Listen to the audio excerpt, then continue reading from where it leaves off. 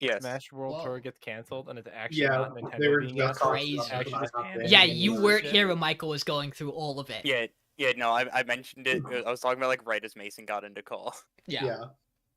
Hi, everybody. Fucking crazy. Welcome. Hello. It's episode 45?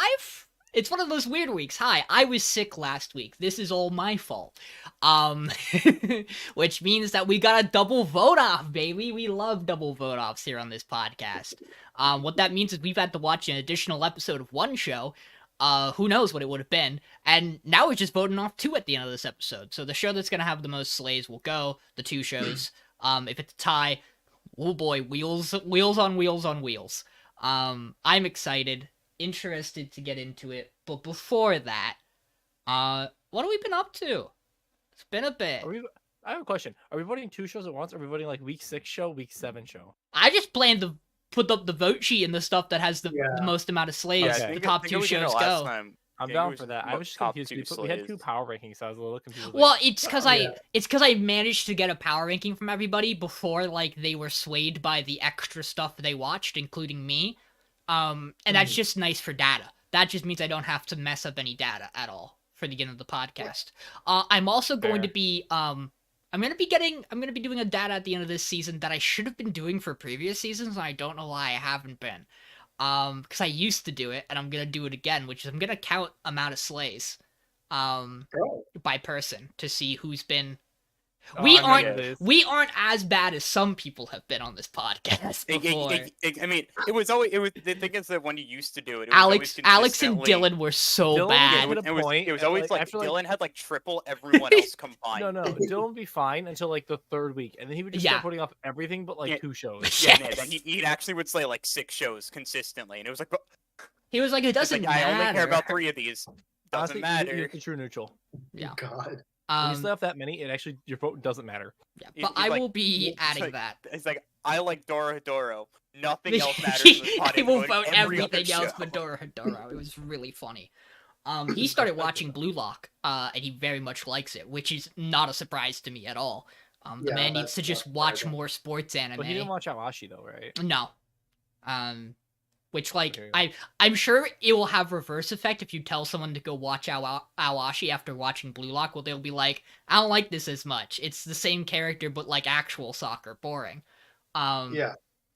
Have we podcasted since the World Cup stuff happened, where Japan's outfits are inspired by? We literally haven't started since the World Cup. No. Yeah. We haven't started since World Cup. Japan's World Cup outfits are inspired by Blue Lock jerseys. It's really cool. Is it actually confirmed? I believe it's confirmed that it's inspired by. They did not work with the creator to make the jerseys though. They were just like, hey, we did this, and he was like, oh, that's cool, neat. That's actually sick. Yeah, it's really. And then they beat Germany. Too, so. And then they beat Germany 2-0, I think, or 2-1. I don't remember. They have a chance to make the knockout stage. U.S. just qualified today, actually. Yeah. And I only know it because I don't give a fuck about soccer. But when the U.S. wins, we win. Because it's really funny to go, wow, no one in this country really gives a fuck. But we watch the game and go, yes, America good at your game. I had a Friendsgiving on Friday, so I showed up at my buddy's house while the U.S. England game was on. Yeah, it was. That's part of the reason this was delayed to be a double week, is because we wouldn't be able to do any other day whatsoever without messing up the amount of time needed to watch new episodes. But no, I walked in for the U.S. England game, and then we watched it to completion, and it was a tie. And we texted our buddy Matt that it was a tie game, and his response was, "That's great for us. That's a great game," which is really funny to hear. But it is. By standings, we absolutely should not win that game. Yeah, no, it's wonderful if we keep that game tied. And then they did an interview with the U.S. coach, and the woman who was interviewing him was like, "What would you like to see in future games?" And the coach just like, "Some more goals, maybe." And I just thought that was the funniest shit. But yeah, the poetic thing with is people on like Twitter or whatever because obviously everyone must beef against the U.S. because we call it soccer and the rest of the world calls it football. So the big joke was that whoever wins, gets to determine the name of the game, and by tying, no one gets to do it. Which means they're both still football. Perfect. So I obviously did Thanksgiving. Before that, my girlfriend and I caught up to Spy Family for what was out. We're probably an episode or 2 behind now again. Same. I'm really enjoying it. I think I'm enjoying the second half a little less because there are more episodes that are like it's very much like we're adapting like 2 or 3 quick little storylines from the manga all in one episode. And obviously it's fine. Like I don't mind it. It works well. The show should be doing that probably. As opposed to trying to stretch it out. It just some of them feel like, wow, did I need to see this in the long term? Because there's one really short one where it's like the end of the episode only, and it's like a Frankie goes on a date or tries to get a date gag, and it's literally like 3 minutes, and I'm like, okay, neat. Outside of that, I have caught up on my manga. I did it, except for One Piece, because that's a catching up on. That's Sean, like not catching up. That's You not had catching 2 up. weeks, Sean. I've caught up you had on. 2 weeks, I've caught up man. on the stuff I was reading, so I'm caught up on Jujutsu Kaisen. Past couple of chapters have been really good. Really excited about the character who's currently fighting. Caught up on Chainsaw Man. I know. The newest chapter did some things. Lots of stuff going on in that manga. And I am caught up on Oshinoko, to which my catch-up was like 5 or 6 chapters, and over the course of that, 2 of them almost gave me heart attacks, so, you know, the usual. I'm like 2-3 months behind on that now. That's dangerous because after this week, the chapters are getting locked out now because it's on MangaViz now. So after 94, 95, 6, 7, 8, 9, and 100 are now on MangaViz. So like, yeah, you got Manga to find Plus. it somewhere else. And then outside of that, I had done a couple more full item randos of Crystal because I enjoy doing that. It's really interesting to have gotten into it by watching streamers who do it co-op and then trying to do one solo, and then realizing that your time's double theirs because they do it co-op. So like I'm like, yeah, no, I'm like getting about most of my runs are about 4 hours, and I'm used to seeing them be like 2 hours minimum. And I'm like, and like max, it's like a bad sees 3 hours for that. I'm like, okay, now I understand. It makes sense. I physically can't save the amount of time that having 2 people doing the amount of checks I'm doing would do for that game. I'm also gonna start replaying through Pokemon Moon because I never beat it, and I'm gonna give it another try. And I'm also gonna replay through Fire Emblem Awakening because it's that time of year again. Who knows if I'll beat it? I just occasionally already have exceeded. Yeah. Pre-sales for the last one. 3,000. I'm super excited for Engage. We got some closer look at some stuff. I'm loving the character design across the board. More people of color in Fire Emblem. I love to see it. It's like it's kind of non-existent for a lot of the games until like I think some of the Lagoos in Path of Radiance and Radiant Dawn are a little darker skinned. And then like it kind of once again disappears a bit. And you don't really, and like the Dew's like the next standout one in my brain. Like the Dew and Petra. Yeah. Like there's a couple characters in Three Houses who are, you know, people of color. And it's nice to have that. I hope there's more than the 2 they've shown. I imagine it is because they're from a whole kingdom, so I would suspect that you would see more of that, but those designs are really cool. It's really interesting to see that they've picked male Byleth and female Corrin for the rings in that, which is not what you would expect considering those are generally the less popular versions of both those characters. Male Corrin's really popular, and why I will never guess. I have some ideas. And female Byleth's insanely popular compared to male Byleth, which I think is unfair to male Byleth. Have you seen the leggings though? Or the well, stockings? No, I get that, but a lot of people just think the female avatar for Three Houses is more emotive, and I think that's wrong. I think it's more obviously emotive, but I think the male characters' emotes are like equally good. It's just you have to be paying really close attention a lot of the time. Because the female one has eyes that are 8 times the size of the male one. She's actually just an anime character. Have you looked at her fucking eyes? It really is. Yeah, and I think that's it for everything I've been up to. Oh, I've been playing Pokemon Picross. Because I picked that. I picked that up and been doing that daily because I refuse to spend money. I have to play that game daily. Because it's like a mobile game. Curse them for not just letting me pick cross freely. Get pick cross. I mean, we haven't been up to too much, to be honest. Like, my girlfriend and I restarted watching Avatar. We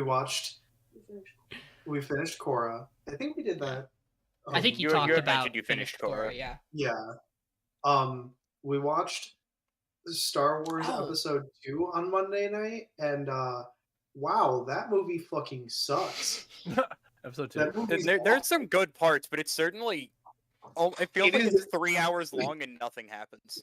Yeah, because it is. It's 2 hours and like 45 minutes, and barely anything happens in it. Like there's like a few important bits, like the arena fight, I think, is in that movie. Yeah, it is. But like the only like actually important bits of that movie are all the shit that Obi-Wan is involved in. Anything that has Anakin in it just doesn't fucking matter. And it sucks because most of that movie's Anakin. But there's that. I'm in Miami again with my girlfriend because her birthday's on Thursday. Happy birthday. Wow. Happy birthday. She said thank you. What else? I got violently ill last Wednesday, so that was cool. Fun. I passed it to you. Kind of. Because I got better Wednesday. Yeah, I spent all of Wednesday like just out of commission. I was barely functional. I lost like 10 pounds in loot. That was me when I got sick. Yeah. That was not fun. So my Thanksgiving, I barely ate anything because I was like getting my appetite back. But that was cool. And then aside from that, I haven't really been doing a whole lot. I've played a little bit of League for trying out the preseason. It's been interesting. I haven't actually tried any of the new items. I've just been playing Urgot again because that's my boy. And I had a game where I went 21-3-7, I think, for my first game back in like 3 months. It was great. Good. And you play Valorant. I played a little bit of Valorant. I downloaded that game. I suck at first-person shooters. Except for Overwatch, where I was kind of a god for no real reason. That's because Overwatch is its own beast, especially Overwatch 1, which was just an RPG that like also had was also a first person sometimes. Yeah, I mean, look, my Zenyatta is clean. That's all I can say. But Chris' Zenyatta is nuts. I forgot something. So we had tried to schedule this for Sunday. And I could not do it. I was not going to be here if we did it because of the fact that I had not watched everything. And part of the reason I didn't watch everything is because Thursday was Thanksgiving, Friday was my Friendsgiving. I didn't get home till late on both of those days. And Saturday, two of my buddies and I sat down to finish Stranger Things Season 4. Which we had finished the first 4 episodes, and we had 5 more to go. And when it was originally posed to us, it was 4 1-hour episodes and 1 2-hour episodes. And I went, sure, we can knock that out. It was 3 1-hour episodes, 1 hour 20, and like a 2-hour 30-minute episode for the finale. That's not an episode. Yes, that's 2 movies. Yes. And so I think through after the second episode, I get the Discord message of, "Are we gonna podcast? Are we gonna podcast?" And I was like, I sure can try. But yeah, so I finished that. It's probably season 4 is probably my favorite. It still has some problems that I like have issues with here and there. The fact that the 4th season tells 3 different stories that are meant to come together at the end, and it feels like one of them is very forced to do that, is not great. It does, however, have probably my favorite villain of the show. Which isn't saying a lot because the first 2 villains are monsters, and the third villain is a person being controlled by a monster. So having an actual like villain works for season 4. I'm not sure how I feel about the D&D character they choose for it, and because it kind of just feels like, hey, we have this bad guy. we're gonna slap a name on it. It's going to mean nothing in relation to D&D. Isn't it Vecna? It's Vecna, yeah. So, like, it's just the D&D villain. It's like one of like the 3 D&D villains. There were some things that make sense on why it's Vecna, but it's also like I understand that it like legitimately there's no reason for it to be Vecna. And the whole time throughout the whole season I was memeing, I was like, this one significant poster that the one character carries is going to transform into the Sword of Cass. And they're going to use the power of love to defeat Vecna. That was my running theory throughout the season. I was not disappointed when a sword did show up in the finale of that show, just not where I thought it was going to be. That scene is sick. Both the final fight scenes of that season are really good. Boy, does it feel like there really should, like, I think the best way that show could have been fixed, it still is another season, I imagine, based on how it ends season 4. I think season 4 should have been, like, they shouldn't have time skipped the way they did. They should have just let you dealt with characters, like, watch characters' problems grow, because season 4's biggest problem to me is that every character conflict that exists amongst the main cast, you don't get to see develop. It all develops over the course of the time skip, which means you're just supposed to care, which is kind of hard at times. And if they just developed all those conflicts and did one of the 3 stories separately, the one with Hopper is all I'll say, you could do that. And then for season 5, you could have them all actually come together and do the major conflict stuff.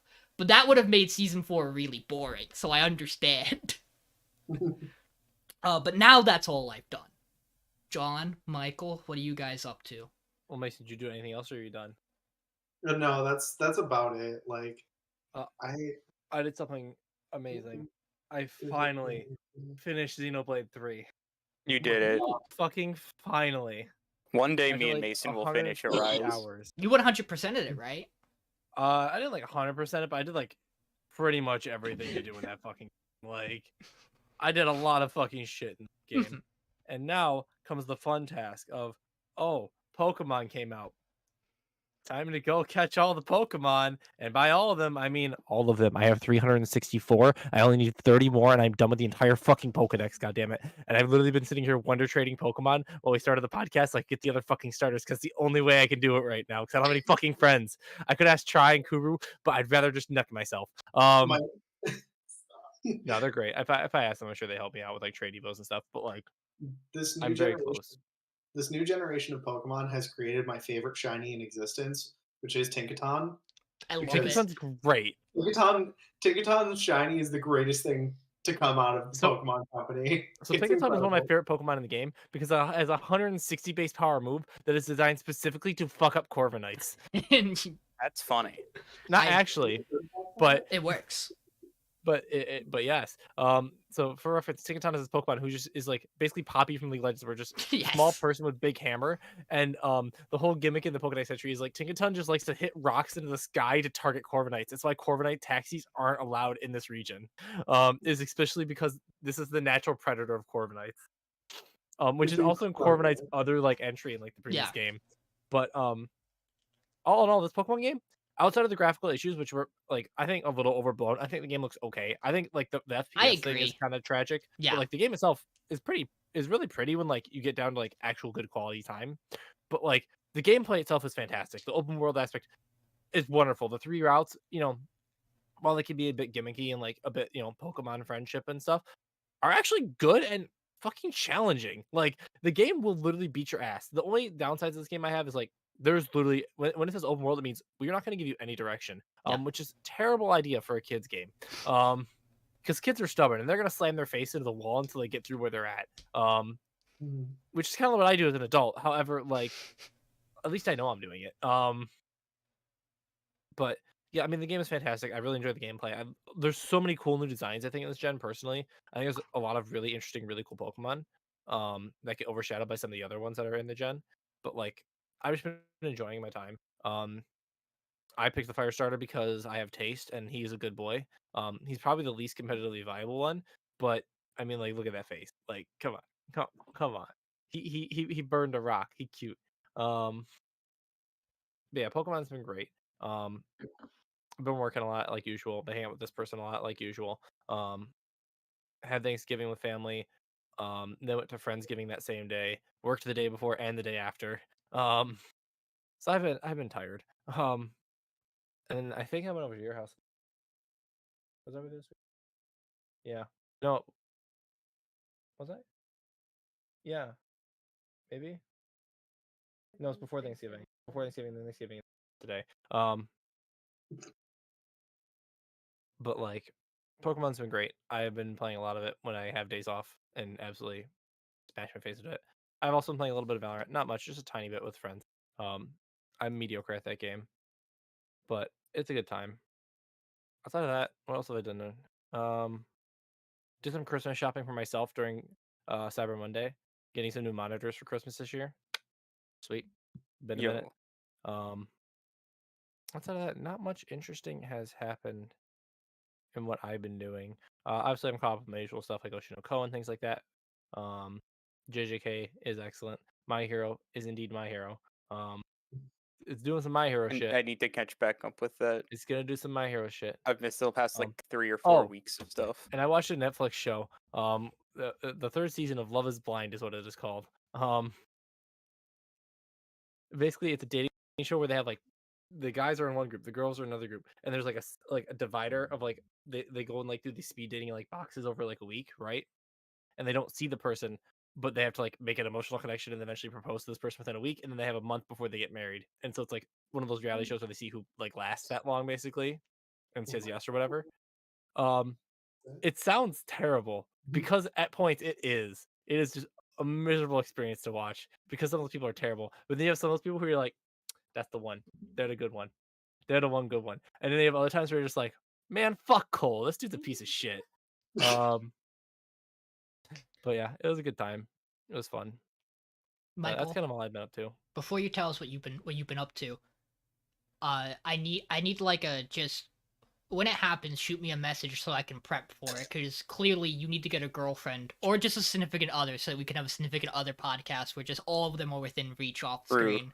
Because apparently we're doing that now, which I love it. It's great. Awesome. What you been up to, Michael? So it's been 2 whole weeks worth of things. So that means I've done a little bit because most of the time I do nothing. Last week would have been before theoretically doing it last week. I finished Spark the Electric Jester 3. I finished its main story. I've heard good things. It's a 3D platformer. I think the movement in it feels really good. I think the general level design's solid. The game's just a little short, in my opinion, which just comes down to the fact that they're doing really big open maps are built for exploration and stuff. The game's still really fun. Its final level is a difficult ass boss into a gauntlet stage that's like 25 minutes long or something.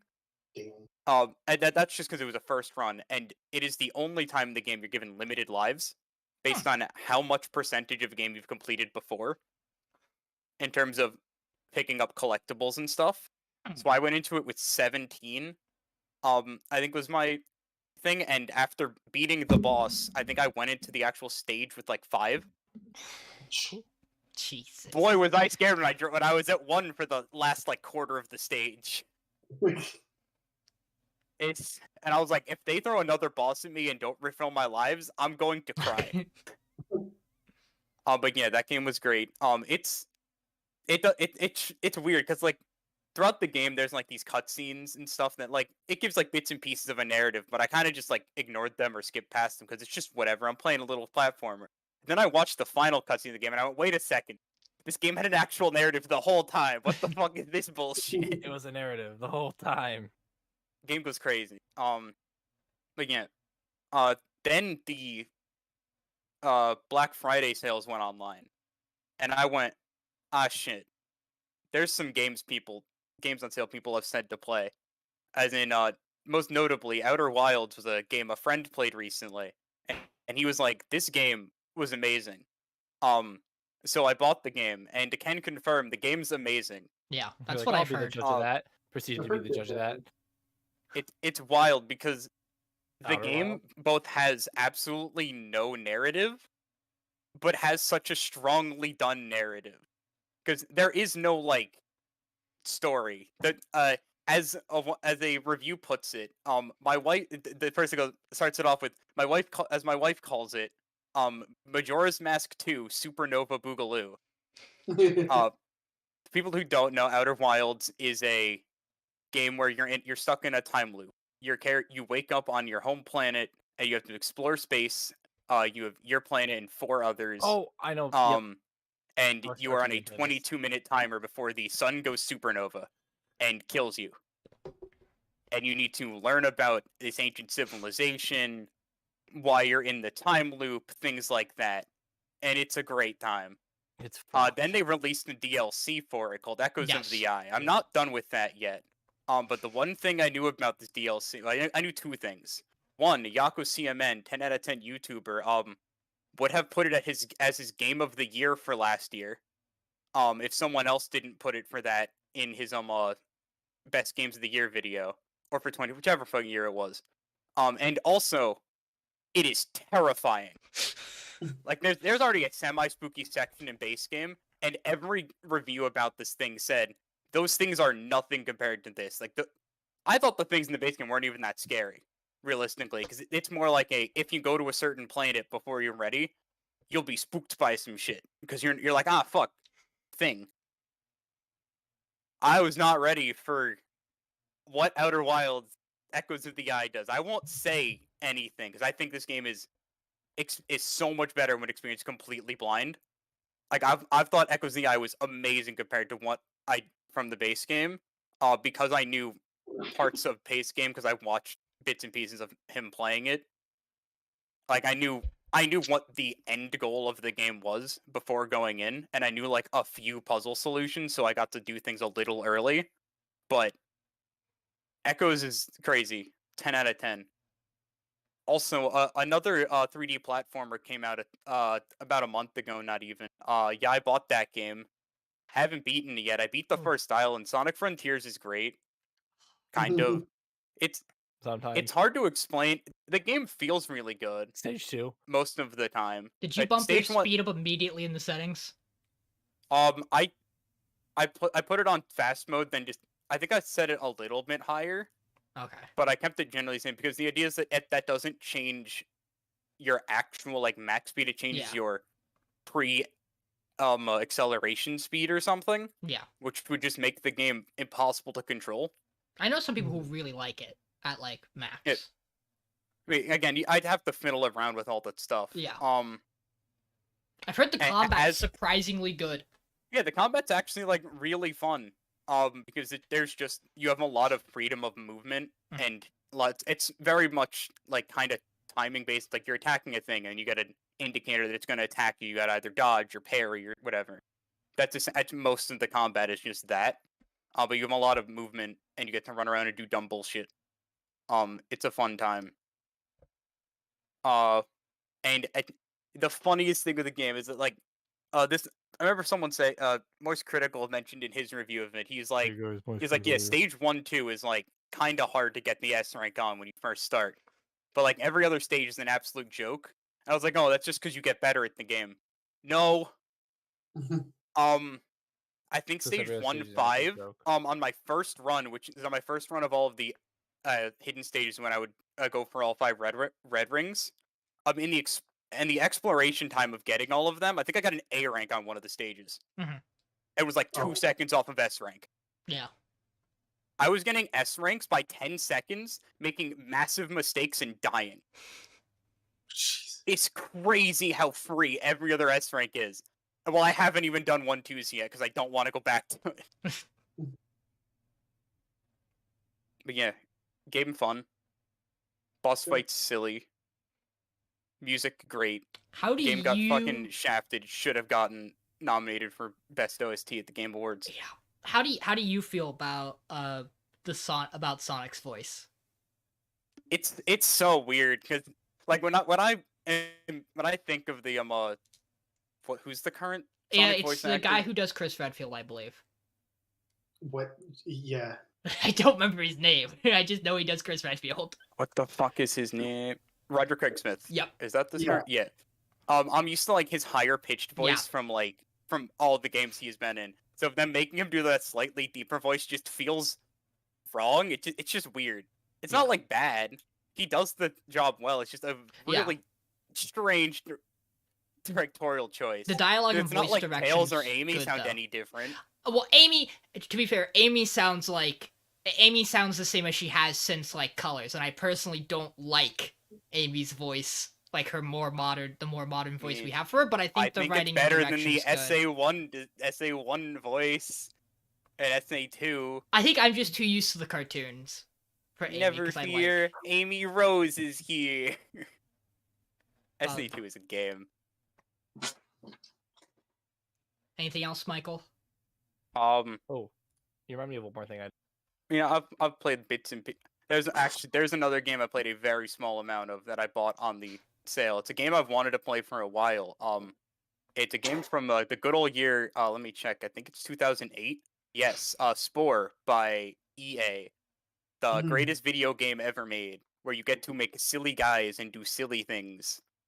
It indeed is video game. This game is hilarious. I played like 2 hours of it. I got partway into the second stage of development of my species. I think I named them Beans. I don't remember. And it's just a silly little time. You just run around and shit, or don't. Silly guys. The game's goofy. It's a fun time. It's like Pokemon. It's a goofy game. Very fun time. And with that, so we talk about anime. I was gonna say we do talk about anime on this podcast. And if you didn't know, there's gonna be spoilers and more harsh language than there's already been. And also, we've only seen up to episode 7 of all of our shows. If you spoil past that, you will be banned for the shows that you can do that with. So please don't do that. And with that, I mean, of course, power ranking time. I gave the little spoiler to Michael. You guys might not agree with me this week.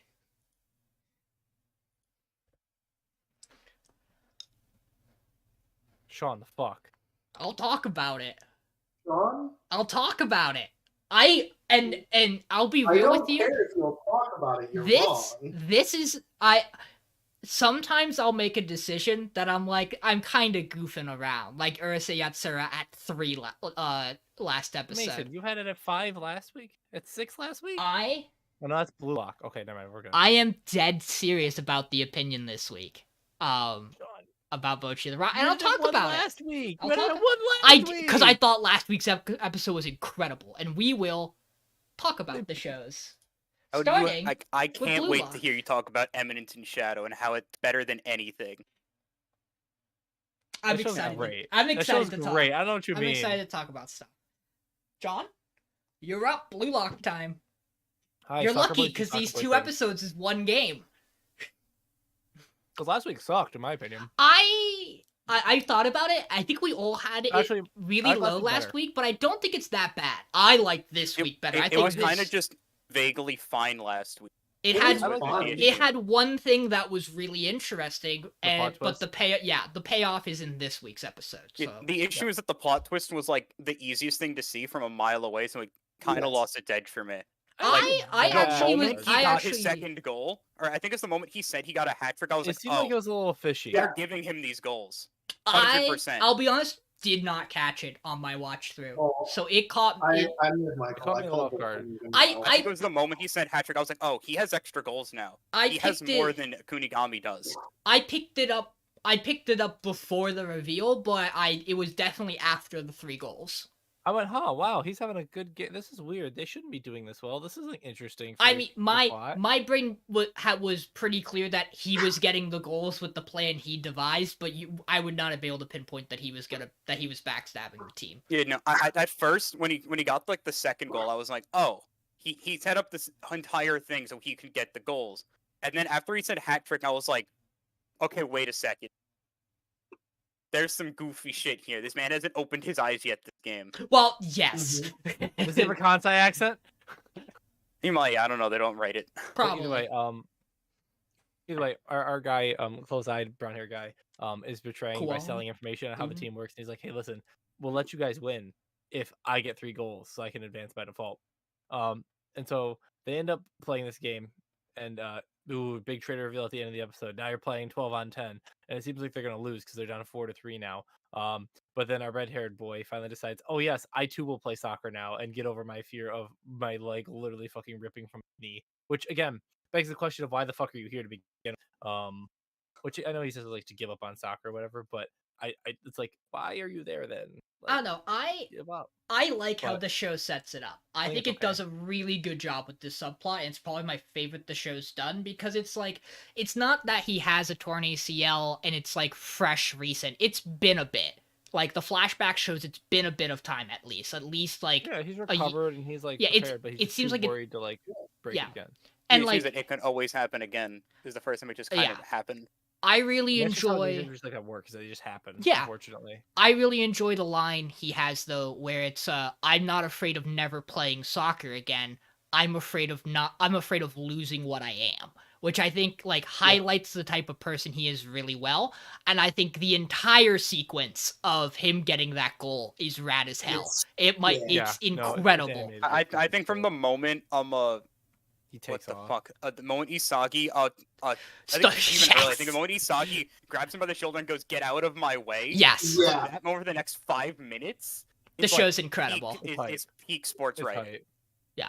I mean because I think it happens. I think the screenshot happens after he tells him to get out of the way, where it's the younger Chigiri behind Isagi, and that's such a cool shot. And again, too, like I'm sorry, these are really bad quality. I have to score the goal. I didn't realize until I took like 8 of them that I was taking them on my second monitor, which is a really shit resolution. It's fine. Oh wait, you'll be able to make out. Okay, no, that was just YouTube being low quality.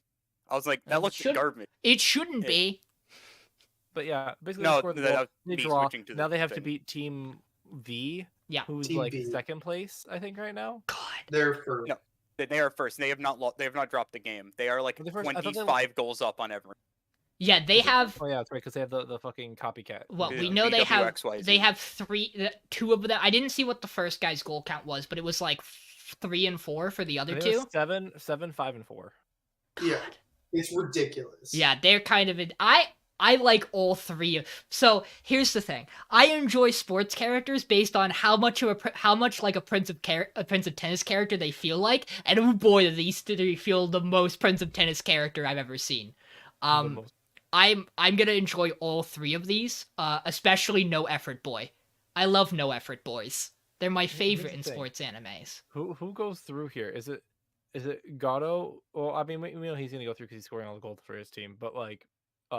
We've been seeing at the end, like where like they see these guys and it's like we know they're gonna have to play them, so we're going to see like how like they can actually match up against this team, which is apparently impossible to beat. So it's a question of like, are they actually gonna be able to beat this team, or are we just gonna wipe our entire cast and let our main guy go through because he scores the most goals?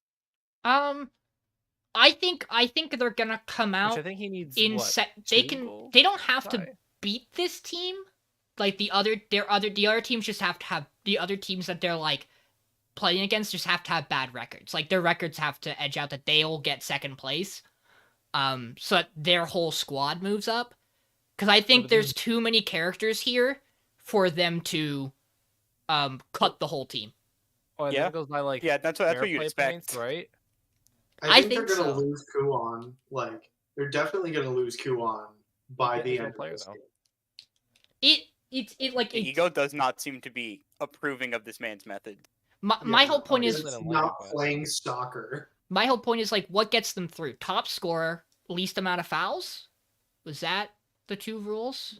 Yeah, it wasn't least amount of fouls. It's if they are tied with another team, then the lower amount of fouls goes ahead. Which what? Our team's only gotten 1. 1. They've gotten 1 because of Bakugo beating the shit out of Kuon. Yeah. So as long as like Kuon doesn't sabotage them even more, but even then, by the way, his plan's dumb because there's no guarantee he'll have enough with just the 3. Yeah. Like 3's not a safe number, and I get that the idea is he was gonna do this again with Team V, but you would think he would have planned better to make sure he had like a little bit of an extra buffer than, oh no, 1 goal and we're tied for most goals. Yeah, it's 5, 6, and 7 in goals is what it is. And I guess the idea is like he's trying to be like, oh, I'm trying to be sneaky about it, because a hat trick is just a thing that happens sometimes. Yeah. But I don't know. I guess he was trying to stay hidden from his team, even though it was very clear that I guess he is really shit at acting. Yeah. Very clear he started throwing. Oh yeah, like. I mean, the show also very much makes it clear that they focus on the fact that he's missing headers when that's his talent or whatever. I mean, and that's why Usagi picks up on it, right? Is because he's like, "That's your thing, dude." And you were on spatial awareness. And you were on fire the whole game. What? How? Like, it just doesn't. What happened? Yeah. You know, stuff with Shigiri is amazing. Shigiri's great. I love him. I also like the bit. I apparently this is a new bit the show has. I think where everyone just calls him a girl. Yeah, it's just like they start doing it everything, and then in the post credits, it's such a good post credits silly that's bit. The entire bit it's Kunigami just going, wait a second, wait. That's half of it. I think like 1 or 2 characters made like one remark in like an episode or two. Like in the past, it's been like a one-off thing where it's kind of just been a remark to refer to him, but not the entire fucking team like this episode has it happen. It was a little silly. But, you know, episode 7 was great. Episode 6 was a build-up episode for this. Yeah. So it had to walk so Chigiri could run. Yep. What hurt these 2 episodes, in my opinion, is that I do not care for the twins. I think they were annoying as shit. I think their gag gets old really fast. I'm glad we got them out of the way now. And we'll never see them again. Boy, are they absolute Yoa designs. Again, yeah, it's... Here's my problem with twins. Who won that team is scoring the most goals? Because only one of those 2 could go through. Yeah, that's the funny part. I can't wait to see one of those 2 go through. I mean, everyone's goal is just to win, right? It's to not have your whole team get eliminated. So a lot of people probably aren't thinking like that. For instance, the first team we saw, the second team. Go ahead, Michael. I just can't wait until after, because I don't imagine that team's getting through. Because if we know Team V has to get through, for sure, our team's getting through. Yeah. Well, we have the one for the first team they play. It's their star striker. He's gonna get through even if the team loses. They've set that up perfectly. I imagine it matters. These twins. At least one of them is going to be important going forward. Probably because one of them's going to be their team's top scorer, and the other's going. Probably the one that talks. I hope it's not. I hope it's the other one. I really do. I hope it's the other one for a lot of reasons. 1, because I think the one who talks is annoying as shit, and 2, I think you could do a lot more with the quiet one. Okay, hear me out. The one who talks is actually the one who doesn't talk, because he's the one that's saying all the shit, and the brother just translates. Well, true. Yeah. He's the one talking mad shit. I think that and then the other team we saw, we know which one it will be too, because it's not the guy who gets all the assists, it's the actual scorer he sends it to. So those 2 teams, we know who's going to get through for top scorer if they lose, which is why I think for sure that's going to happen. It's just a matter of if our team doesn't get through, it's a matter of who does. Like, how does like Isagi get 2 more goals, or do we just like switch main characters? Like we have not delved into Bachara enough for him to leave this show. Regardless of how much a show like this could switch up the mold, you don't write a character like Bachara and remove him like this. Like, we would have had something. Chigiri, I could still see like going at this point in the show because you've gone through his thing. Now he'll play soccer again. I won't be surprised if he injures himself this next game. Like at any point in time, the character can just disappear from injury. Like, so I'm not too concerned about him sticking around. It's just that I think it's interesting because I don't think it's time yet for the team to go, but I think I wouldn't be surprised if after they clear out people through this tournament, they also start chopping weak links off the teams. It'd be really funny if they were like, yeah, you all get to vote someone off. Have fun.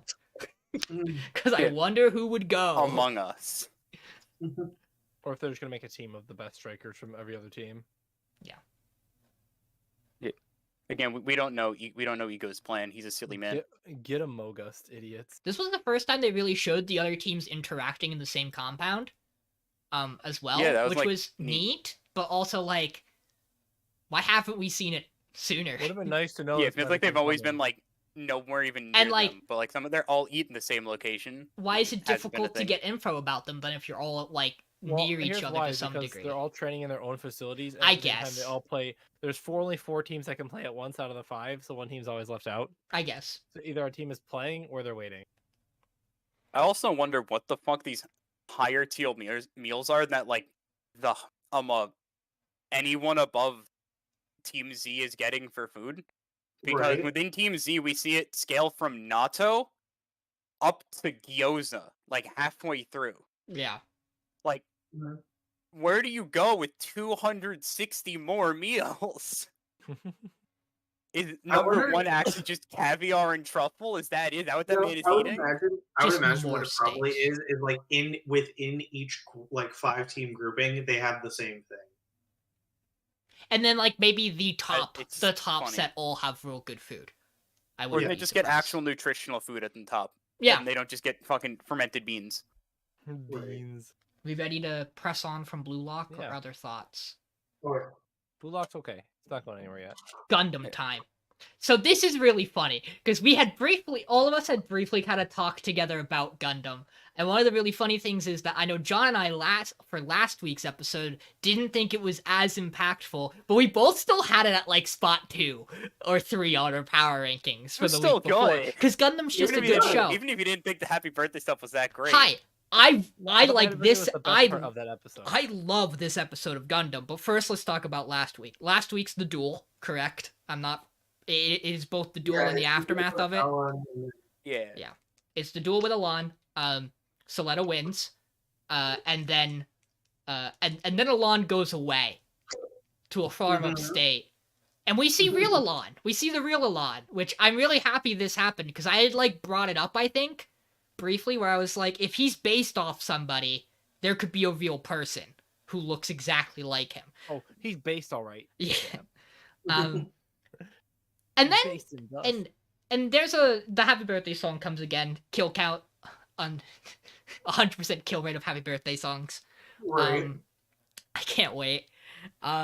It's gonna be the most traumatizing thing watching this show. And someone sings happy birthday, you're like, oh no, death is coming. And then we celebrating her birthday, and everyone watching the show's gonna be like, that like just doesn't know. It's like, oh, that's a cute birthday scene. And when you know, you're just like, it's the Incredibles thing. It's like when you know when you don't know. Incredibles theme. Also in episode 6, we just build an entire flight unit for outer space for Suletta out of junk, and it works phenomenally, which is a little surprising. But you know what? It's Gundam. I trust these students. But it's Gundam. That's because she go crazy. Apparently, she's like a god tier engineer. Or the bestest girl. And maybe some other things, which we can talk about, because episode 7 gives us a lot. Hey, did you ever feel like you had a good understanding of who you could trust in this show? Not in episode 7, you don't. Welcome to the dance party, where Suletta wants to attend an event that is all about companies pitching ideas and either getting backed or not by other financial groups. Minore is like, you don't want to go to this, and Suletta's like, but if the 3 main houses are gonna be there, that means Elan's gonna be there, and I need to talk to Elan. So they go, and they also drag Elan to the Earth houses, the one being our mechanic, which I think is really weird they decide to do that, but it gives us some interesting scenes. One of those is that our engineer knows Shattuck really well, to a degree that it seems like maybe he did a favor for her of some regard, or that she's giving him information in some way, which is really interesting to have set up, especially because it's made apparent that oh boy, names. Name. Don't worry, I'm just pulling up all of them, so I have everything I'll need. Oh, this was the one I didn't prep. It's fine. What is the or good tsundere boy? Guel. Cool. Yep.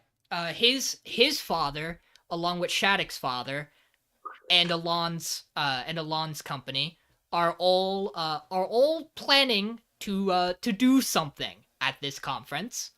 And Suletta's mother is there.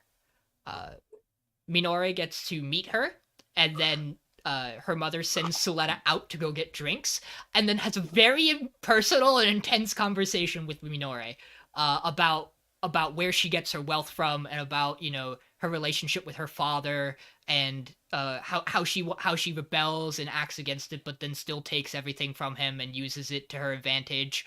And in the meantime, Suletta is approached by real Alon, pretending to be fake Alon, who then drags her to go do her speech, which involves him as well, as their company has a wonderful announcement to make. That their Gundam, it is a Gundam. Their mobile suit's a Gundam. By the way, it's a Gundam. And they trick Suletta into basically saying, yeah, my mobile suit's also a Gundam, but wait, no, it's not. I promise you, it's not. And then everyone starts to get really, and then so Alon's group decides, yeah, we're just gonna get rid of everybody who worked on our machine. Don't worry about it. We'll follow the rules properly. We know we broke the rules, but we'll follow the rules, which means that Soletta's mother's company also has to do that. And then Minori steps up and she's like, no, actually, what if I bought you and Soletta's mother's company? What if we just did a merger? And then I made that company all about Gundams. You heard me. That's the plan now. And no one backs it, because no one wants to back Gundams. To which then Minori casts off a bunch of her rich and fancy clothing to let her actually run through a crowd, and approaches her father and is like, please, give me your backing, because then other people will trust me because of your credibility. I can and will do this.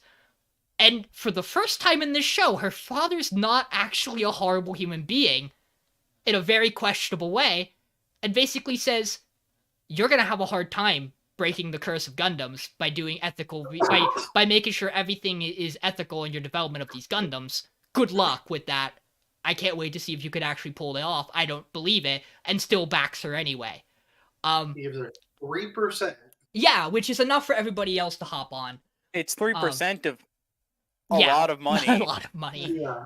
240 billion zenny, or whatever the fuck the currency is. What's really interesting in this episode is that it almost flips Denning's and Soletta's mother's positions, where you feel like you could maybe trust one of them and should never trust the other.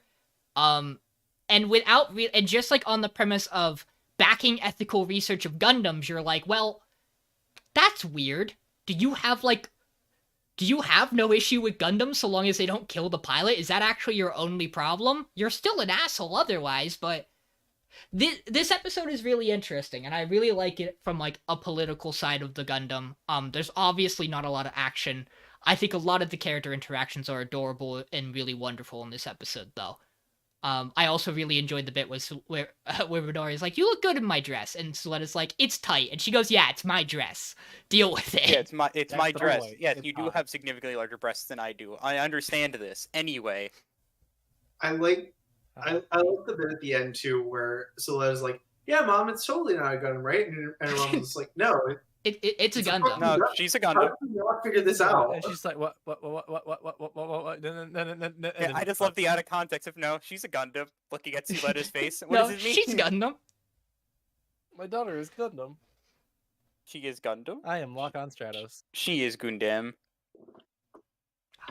I loved this episode, and I did like the one before it. I wasn't as aghast, and like, not to say aghast. It didn't hit me too hard that Alon was gone, because I think I expected him to leave the show pretty quick because he was set up as a clone. Like, to me, I saw that coming, and so the decision to do it wasn't like a, oh no. The happy birthday was rude. They didn't have to do that to me though. Yeah, just like one of the things, the way they set up, it was very clear something was probably going to happen to him, because nothing good can happen to this main character, because obviously not. Yes. It's a Gundam. Everything terrible must happen to her. But I wasn't ready for her sitting there alone on the bench, starting to sing Happy Birthday, and then you hear Alon start to sing, and I was like, you don't need to do this show. Why would you be ready for it? Right.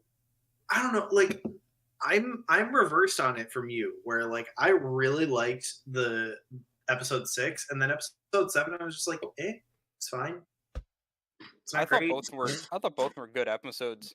Like, I still love it. Like, don't get me wrong, I love this show, but I think overall, I just much prefer Gundams versus political intrigue. Yeah. And I think it's more just because of the fact that this show hasn't really done too much of the actual political intrigue compared to other Gundams. So to me, it's a little like, okay, we gotta like, I know we're easing into it, but like, I feel like we should have a bit more before we go like whole hog. We have a full episode devoted to it. I guess the idea is that you need to start the political bullshit at some point.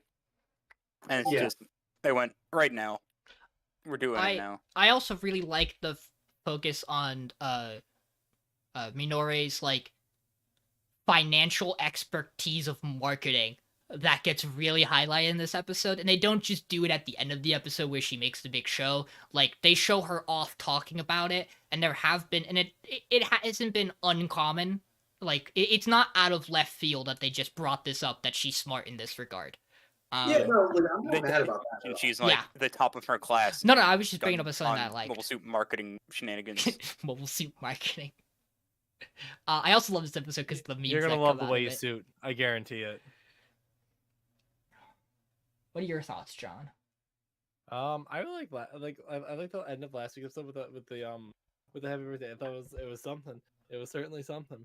But it's interesting because it's like, I don't dislike this week. I just really didn't care as much for the political intrigue a bit, I guess.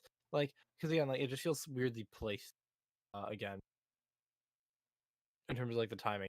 Although I do think like this show is like a really good like first introduction to Gundam, basically. It definitely feels like a really great jumping on point. Like, I feel like the best ones you can go for you want to get introduced to Gundam are either this one or IBO.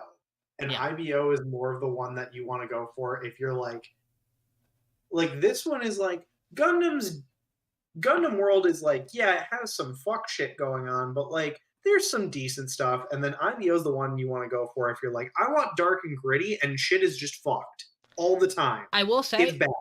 I think part of the I was someone who just never touched the Gundam series really, despite loving Code Geass and enjoying a lot of mech stuff that I watched separately. I'm not gonna lie, I think after watching 86, the idea of Gundam is now much more appealing to me, because it's basically like it takes an element of that of like one of Gundam's big things, which is like class warfare, race warfare. Everyone has a horrible time. Yeah, throwing your soldiers into death. Yeah. And then with this was just a perfectly timed jumping on point for me for the series. So I'm excited for more of this and after it. I'm very down after this is done to watch IBO again, because IBO is incredible. Ooh. The one thing I know about IBO is the thing that made it stand out from the rest of the thing is that the fights are much less shooting lasers in space and more punching the shit out of each other. Yes. It is very like, it is mech hand-to-hand combat, and it's sick as hell. Gundam Megalobox. The other thing about IBO is just like, it is,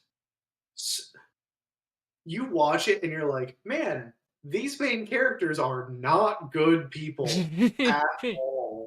Like, legitimately, like episode 1 or 2, I think, you watch the main, like the one of the two like main guys just shoot a dude in cold blood. Yeah. Just because. Like usually the main characters in the show are the bad guys. These guys are just bad guys. Yeah. Yeah. I think that's something this episode kind of does well, with showing that neither side of like none of the parental figures or adults in this show are necessarily good people, and they all have bad intentions to some regard. It's just a matter of what lines they're going to draw. Because this episode really paints Prospera in a very new light compared to how she has been, because they've been like very cautious about making her look like a bad character besides the mask. Hi, Gundam. We're gonna get a different mask character. We have to, I imagine. Because I have an understanding of what that character archetype is, and it does not fit her.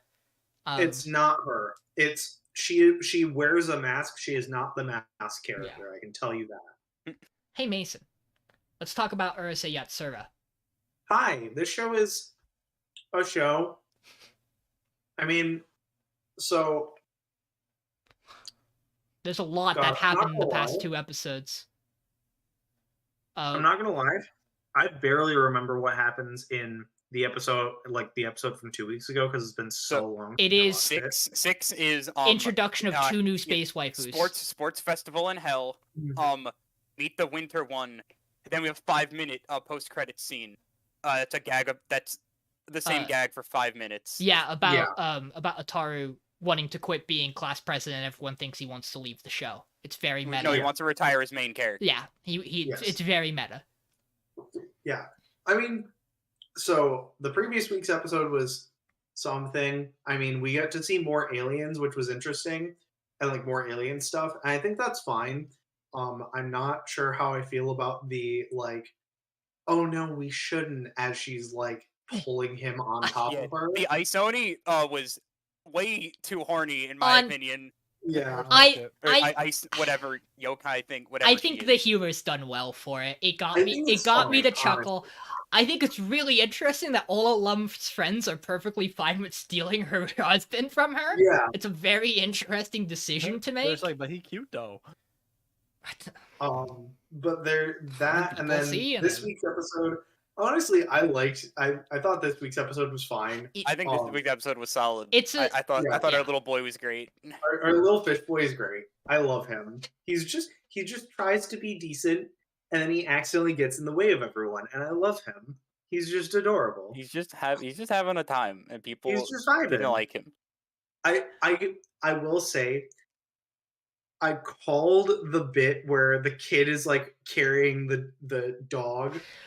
I called it from the second that box was on screen, and they called back to it the second time. I'm like, fucking Cherry's in that box. I know he is. You know why I didn't pick up on it? Is because I don't like to think about Cherry in any regard whatsoever in this show. I put Cherry. Look, I wish I could forget Cherry as a character because he's actively the worst character in the show. And you know what? I'm glad that the show knows it. I hate that the show knows it because it means they're doing it on purpose to frustrate me, but I'm glad the show knows it and they're not trying to make me like him. I don't know, I did really like this week's episode. One, because the cast just kind of gets along, which is nice. They're not at each other's throats. They all just kind of exist as this group of 4 who, have this weird love dynamic going. The love square. I think the cast works the best when you have all 4. My biggest issue with episode 6 is that they split the group up, 5 different times. And I'm like, no. Leave them as 4. They work together. They work well that way. But I also get that episode's meant to introduce the characters so that they can come in for other stuff later. You have to shove these new characters in somewhere because this is 50 episodes worth of comedy, slice of life romance. And, you're going to have a bunch of different gags and episodes where you're going to want to be able to bring back those characters. It's just... Yeah, this week's episode was good. I liked it. I think my problem with Urusei Yatsura is that sometimes an episode is just so wholly separated from the rest of the show that it has no bearing or impact whatsoever on any character development or meaning. This week's episode could happen at any point in the show besides needing to have certain characters there. It could have happened after episode 4. And it would have been just as good. It would have been just as fine. But it's one of those you're not guaranteed to get something out of this show every week. Yeah. Besides enjoying a perfectly fine show. And so to me, whether it's this week or another week, this show's time is running out. Just because I think we have such a stacked season. I fully acknowledge that. I get that. I picked this show just because I was like, this is a show that is the progenitor of it is the rom-com. Yeah. It is the rom-com to start all rom-coms. I need to pick it. Plus it's David production, so it looks good. It's a pretty show. Yeah. The opening is probably my favorite of the season. I love the opening of this show. The opening's so good. It's good. An odd point about the opening is that in the Space Invaders section, there is the first line is Shinobu Sakura, and then another character there's another character we know who's a human in that line, and then there's a character we don't know, or it's only 3 and we just don't know the third character there yet. Let me look at that, because I'm pretty sure it's not the Tengu girl. And then the next row is all the aliens that we've met. We do not know the third on that first and line it's yet. really weird that there's a human female character we don't know yet. That's in then that... the next line is is the Oni friend, the Yuki Ice, and then another character we don't know yet, which is fine. Like I don't expect. And I think we don't know the other 3 that are above. No, which like it's just really interesting that there's another human character, presumably human female character, who's on that line with Shinobu and Sakura, given how prevalent they've been. Yeah, it's really weird to not.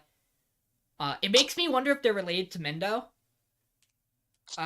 Maybe because the hair color's not that far off, but that also doesn't help anything. But yeah, I noticed that this week, and I was like, interesting. Yeah, I noticed that like a while ago, but I was like, we'll get there eventually. And I realized the show has like 60 episodes. I'm like, we're not getting there anytime soon. I don't remember whether I have the show at 8 or 9, whichever the bottom 2 are. So I do have it at 9. It's kind of just sitting down there in limbo with Shinobi as the shows I do not care to continue. Because I do find parts of the show funny. Like I thought most of episode 7 was really good. Our little boy was great. The stuff with the boy was super goofy and fun because it was like super dramatic over nothing. And then the punchline was Cherry, and then I got mad because Cherry's stupid and I hate him. And I thought the bit where they were underwater and Mendo was trying to talk, but his words were coming out backwards was really good. Really like that. That was a good bit. But I think we just have other comedy shows that are just so much better. Like I think Eminence and Bocchi are just so much funnier all of the time that it just makes the show a bit of funny all the time. What do you think, John? I think it's a pretty fair statement. Like, I mean, it's like I don't hate it as much as I did at the start. I definitely have some fun redoing comedy bits once we get like all of them together. But it's just kind of there for me. I like the main female lead. I think she's still the best character in the show. Yeah, Lum's by far the best character in the show. Lum is wonderful. The show just kind of feels dated at times. It still has that issue for me. Like it's definitely like bridged the gap quite a bit, but I definitely still feel like some of those like older influences that kind of like hold it a bit down. But it's definitely gotten better. Boy, does Ataru suck. Like you're saying, like I just think like it's just like as a comedy, it's just like not better than the other shows we have, and that's kind of not good for you. Remember, like episode 5, like did some good stuff with Ataru and Lum, or whatever it was, like 4 or 5, or did some like good stuff with them, and then we just kind of gone back to Ataru being the worst. I expected, right? Didn't care. Like I said, there's going to be a through line of like 8 to 10 episodes that if you watch them all, you will get like a good character progression of Ataru. Probably, it's just you're going to have to find them in the sea of weekly rom-com funnies that happen. In the sea of him looking for titty. Yeah. Which is the chase I respect. You know what? And I'll give this week's episode credit. He did not horn dog out as much as I thought he was gonna at the beach. Like he did. And I also think the fruit bit was funny. The vegetable fruit bit where he just swaps all the guys for food is an interesting bit in the pool. I thought that was funny, and like I'm with you where like the bit at the beach I liked because like he was horny, but so was literally everyone else. It was really he wasn't the only one there. Yeah, them all spying on Sakura doesn't feel as bad because it's not just Ataru being a weird perv. It's like the fact that Shinobi was there was really important, and Lum was really important to that scene. They're like, "Whoa, are they gonna kiss?" Whoa! Our little yokai's like, "No." You are not allowed. I just enjoyed that the show is very much pushing the fact that Mendo is also terrible. Yeah. Mendo is just as bad as Ataru. He just puts on a good face sometimes. He's just hot. Hey, John. Hey. Eminence and Shadow. Hey, Eminence and Shadow. Hi, welcome back to the John Show. Where we talk about. It was so hard to get the screenshot.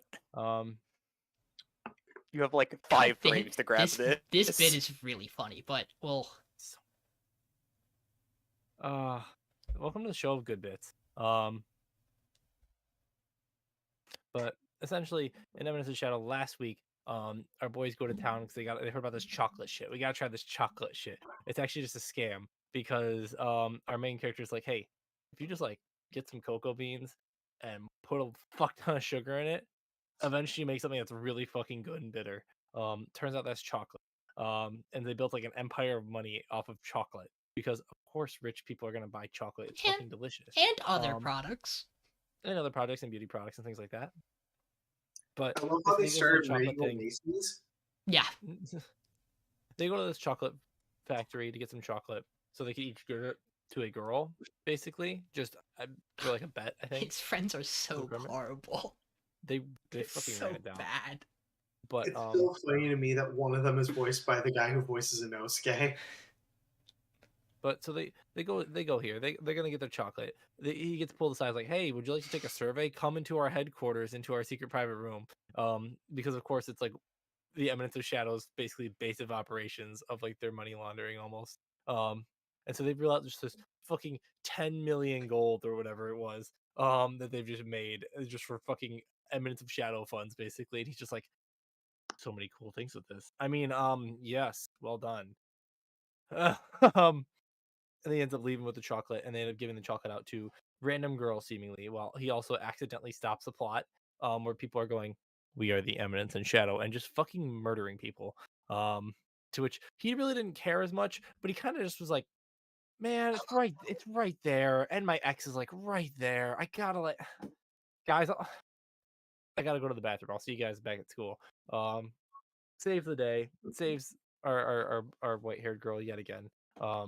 Lexia, thank you. They definitely didn't spread the rumor that he shat his pants. Definitely didn't happen, we swear. Didn't do that. That just kind of happened. But Lexia saved. He gets back to school. Holy shit, is that the guy who shit his pants? And in exchange, his friends have to confess to the girl they like with the chocolate. And one of them gets called out for being a stalker, and the other one just gets told, like, you're creepy, I think. The girl has a boyfriend. She has a boyfriend, and he gets the shit out of him. I love she's keeping the chocolates. Sure. And then we have Sid, who's just like, fuck, I'll just give it to whoever, and ends up giving it to Sherry again, who's our like little pink-haired girl who's researching this device that totally isn't going to be important in like 30 seconds here. I am terrified that this character is going to be a yandere character by the end of the show. Oh, so hard. The energy's close to being there. Energy is very powerful. It's gonna happen. But either way, so he just gives her the chocolate. And then we have our next episode where it's like she's researching stuff, and she's like, "This guy's gonna end me. I gotta come clean about it." But before that, I'm skipping over a lot of stuff. But basically, like he's walking through the street, and like one of his other minions, I think it's like it's the new girl assigned to him. Yeah. She like runs in there, is like, "Hey, here's what's happening. They're gathering a lot of people. Stuff's happening." And he's just like, "Yes, of course." Right under my nose. And so he sits down on this bench while they're talking about this. But he's fully reading this tournament entry rules and stuff, and just kind of going along with the conversation. Where she's like, well, "Are we gonna put a stop to him?" He's like, "Yes, I have a plan in motion already. I know right where to be. I don't have to be the main character for this." Name. And she's like, he knows everything. He's already have a plan made. He's amazing. He just goes, "All right, here's how I'm gonna lose at the tournament," and then goes and gets his ass kicked by the student council president. Our blonde-haired girl, I think it's Alicia or something like that. I don't remember her name. Rose. It's Rose. Rose Oriana. You were so close. Listen. I mean, Alexia is another character. There's a lot of female characters in anime. I said Alicia. I'm thinking that's just the same thing. But either way, so the student class council, whatever she is, Rose. Yes. She beats him in the duel, but then he gets back up because he got to keep fighting and showing off his 73 techniques of how to lose. Knocked down. So funny. And goes for like 30 minutes, keeps seeing his ass beat before like the judge goes, "No, we're done," and tackles him to the ground. And it's like he loses, Rose wins. After like he's like, "I can't let this boy kill himself." Whereas Rose is just like, I won the battle, but he won the war of determination. You won my respect. You might not have won the battle, but you won my respect. And then the episode ends on the school getting taken over. A giant dome of anti-magic appears, and the Eminence in Shadow, as we're gonna call them, takes over the school, and they're about to kill Rose in the class, and our main character goes, "No, you can't do that," and jumps in front of it and dies. Definitely dead, for sure, right, guys? I mean, we'll talk about it in a minute. One plot point you skimmed from the new episode, and I'm only bringing it up because it continues off the past, is the Sherry date. Where that she gives him chocolates, like, will you be my friend? And he's like, yeah. And then she turns around to her dad and is like, I did it. And he's like, oh my god, her dad's important. God damn it, how did I let this happen? And then she goes to Alexia to make sure they aren't still dating, and it is and they do the shot where she comes in the room, and to establish that Alexia still likes him beforehand, she still has the photo of them behind the other sets of photos she has, so that no one can see it from the room. I love the bit where she's in the room too, and she's talking about it, and she has the glass of tea, and as she's talking more about it, the tea starts shaking and just splashing everywhere. And she shatters and then she leaves the room, and she's like, you know what? Thank you for that conversation. I feel so much more relieved. And then all you hear in the other room is it's like glasses just getting shattered. I also they also do a nice little character contrast with the coffee, and I really like this episode. So I know we talk about this show like it's the middle of the pack, but the problem is, even if it's the middle of the, it's not that it's the middle of the pack. It's moving and being a consistent middle of the pack a lot of the time for me. The show is winning for me. I really like this episode. I like a lot of the gags that are in it. I enjoy the new characters that have been introduced. I like the new dynamic, and there's the whole stuff with the Cult Diablos that gets brought up in here. That like they have like a subgroup in their sub.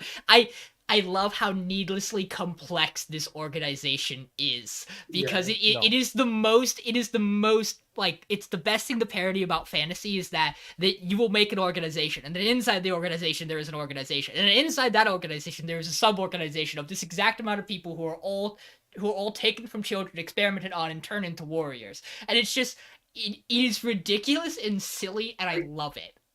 I think I've discovered what my favorite part about this show is, and it's the fact that it does its comedy well by being so straight-faced about its comedy, where it treats it so goddamn seriously while knowing that it's bullshit. It's incredible. The show knows exactly what full of shit it's getting itself into, and it embellishes that fact. It's like, oh, you think that's ridiculous? Well, here's this.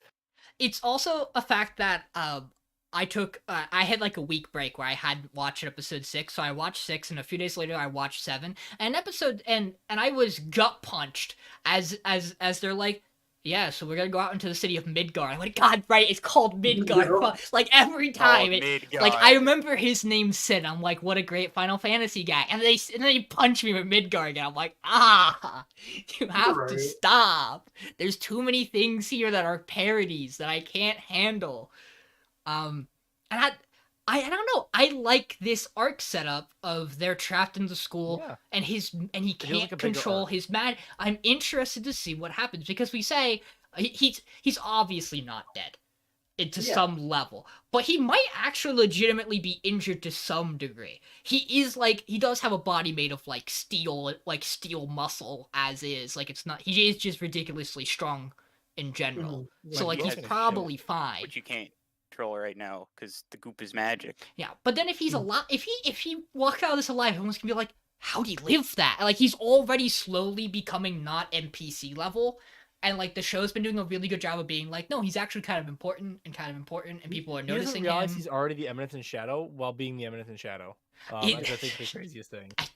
I can never handle when they do the bits where he's just where like the two bits of, one, he still thinks they're playing him, and he just doesn't understand that this organization is real. And 2, when he comes up with solutions for shit by not even paying attention to it and doing it. Because I think those gags are so good. Of just the... when he's like, I don't care about it. And she's like, no, that's valid. You don't have to worry yourself with this. We will handle it. And then she brings up the idea of like, oh, this person in the third child organization is named. And he goes, named? I know what I must do. And it's such a clever disconnect that they line it up so well, where, like, the writing may feel bad, but you have to be good at writing parody like this for it to work as well as Eminence and Shadow does.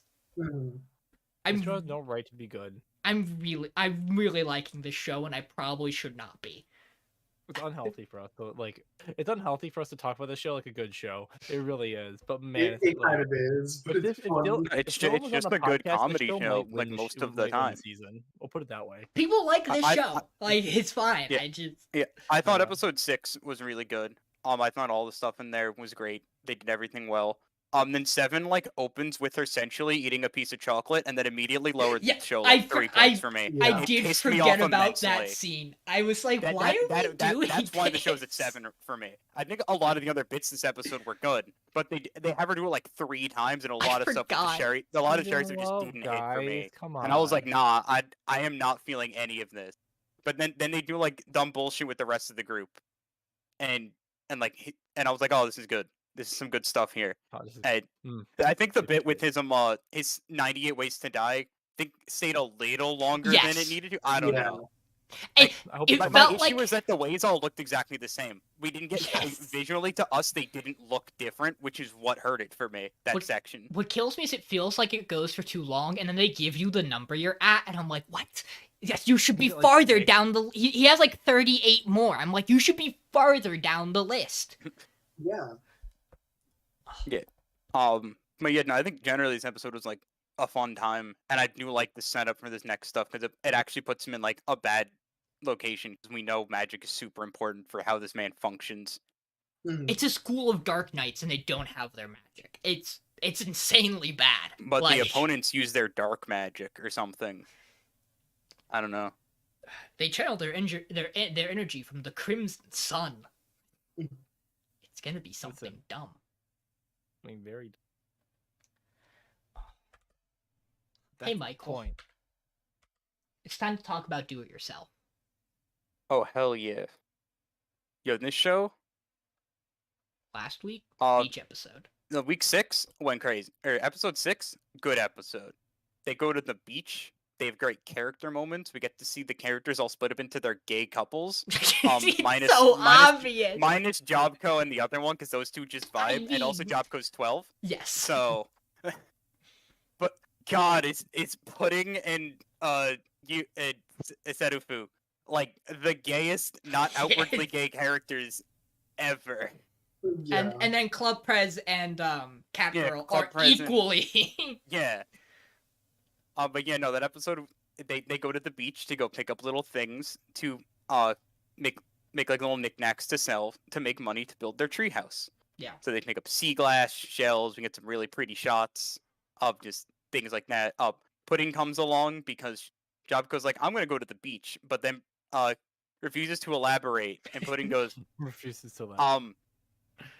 I don't think I should let you go alone. I'll go with you. And she goes, okay, refusing to elaborate that it's an outing for the do-it-yourself, the DIY, which I think is a great bit. When she shows, she's like, "Oh, they're all here, huh? Well, guess I'm stuck." The gang's but she all has a here. good time. They have a good time. They do so. We get some nice character bits between Serufu and Pudding, just like vibing, just the two of them, like when they're on the water, in the tube, and they're just sitting there, and it's like, yeah, these two are like the best of friends, and it's so wild to see them like. To see Pudding be like a dick sometimes, but it's just the tsundere thing. Episode 7 is less good, but 7 is raining, but they gotta make all their knickknacks still. So they're gonna go to the club presence house because it's better ventilated than a fucking shed. Which, true, it is. And most of the episode is spent learning how to make things, which I find fun. It's real neat to like see how they actually make these things. Like this is like actual like good tutorials on how to do these things. Like realistic, like if you have the tools, these are all solid tutorials, which is kind of wild. And they just kind of vibe. The big bit that comes out of it is, yeah, you know the club pres that's been set up to be this absolute tomboy character? Nah, that's just kind of the way she's designed. She kind of looks like it, but she's absolutely the most feminine. It's just right up there with the rest of the characters, how feminine she is. And it's great. I'll give this credit. I like this. I like that. That was like the part of this episode I really liked. And I think a reason for that is that she feels like the most dynamic character in this show that we have constantly here. I actually really like Pudding. That's why I really liked last week, because I think all the character stuff there is incredible. Pudding. This show's nice, it's wholesome, it's a good little chill show that teaches you how to do stuff, and I enjoy that. Some of its characters are grating on me, in that they have the same bit quite frequently. And it's the same thing with the episode structure as well, to the point that, like, the fact that you have the do-it-yourself fist bump every episode, I'm like, okay, I get it. I like Jobco, but like, I like the idea of Jobco, but boy, do a lot of her lines really just irritate me. It's just one of those things where it's like, I get it. I get it. Every time I hear her talk about good lines. Yeah, like when she goes like, "Good job." Every time I hear her talk about Japanese culture, I just think of the Sonic fandom clip of knee files, and like, I just can't handle I can't handle how English it is, and I just Ohio, don't like her as dialogue. they say in Nippon. Yeah, Serafu's fine. And I'm not. The cat girl has moments, and it's just like some of the cast grades on me, and I do think last week's episode was way better than this week's. I enjoyed a lot of the character stuff. I like Pudding as a character because she's not just a tsundere. She's a friend. She's someone who has who has really one friend, is what it looked like before going to her new school. They hung out constantly. And she figured her friend was coming to the really cool advanced tech school with her. And then doesn't make it in. And then it seems like she gets on fine without her. Like, she's obviously just not picking up on the fact that Serafu, like, still wants to be friends with her no matter what. Like, that part of her is the tsundere who doesn't want to accept the fact that the person she likes her. But, like, there is, like, some real moments in that episode where it's, like especially the last scene with them on the beach, where it's, oh, do you want to go with us while we play in the water? And she's like, no, I'm fine here. And it's very clearly hurtful to her to watch her one friend smile without her, because she's felt like she has been Serafu's one and only friend for, like, her whole life. And I like that. I think that's a really deep and interesting, like, character concept to go with. But we're doing other things, and the show's fine. It's just is one of those shows that's like, I'm ready for you to go at any point. Same thing with Urusei, where I'm like, it could go, and I would be fine with it. At this point in the season. See, I just like having it here because Chainsaw Man is Chainsaw Man, and sometimes Happy Birthday plays during Gundam. And sometimes I need this. I have other things. Okay, I raise you this. You could just go back and watch the end of Sajiku instead. No, he likes this. He'll watch this. I like Sajiku. He doesn't. Chapter's fine. You're wrong. She'll make me shoot my brains out. I don't know what to tell you. I'll watch Babysitters all day. And that show even hurt me. And I'm fine with that. It's enough positive energy. Mason, what are your thoughts on Do It Yourself? It's fine. I'm with you with what you said, where like I did really like last week's, but like this week just kind of showed me like, man, I really don't like several of these characters. And like they're very like, they're one not note-y. one note, but like they have their set pattern, and I'm kind of getting worn out on it. Like, so like, Takumi's interesting, but like anytime she gets moments to spend with other characters, she talks about one manga every time. And yes. I'm like, you have other things that are interesting. Why are you so good at arts and crafts? You're really good at it. Talk to me about it. It's both a matter of, I think it's time for this show to go, and it has things that are wearing me down as we go. Yeah. John? That's about where I'm at. So for me, do it yourself is the same thing. It's like it's good. It's got its nice serotonin. But it's got its place in the dumpster where it belongs right now. I still like do it yourself. I think it's still like it's nice to watch. As that palate cleanser, like Michael's saying. But I also think that it's like I don't really care. It's the same way you guys felt when I was enjoying Life. Or what was it? There's so many. Listen, no, I have a good example for this one. Animal Komi? Planet. I want to say Osamake. Animal Planet the show. Heavens of Everything.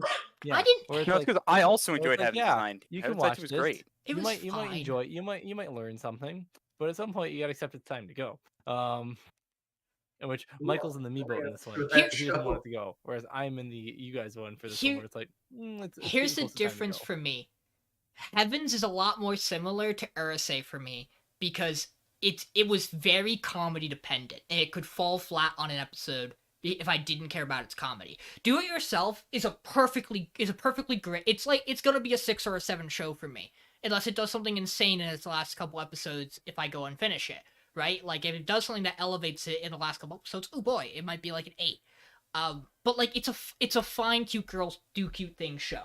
Like I don't need anything else from it from what it's doing, and its shortcomings aren't that it's failing at its genre. It's just that I have other things I'd rather. Hi, this is me. It's Sean, the guy who every time one of these shows gets on the podcast, I'm not as nice to it, and then if I watch it outside of the podcast, I actually really like them.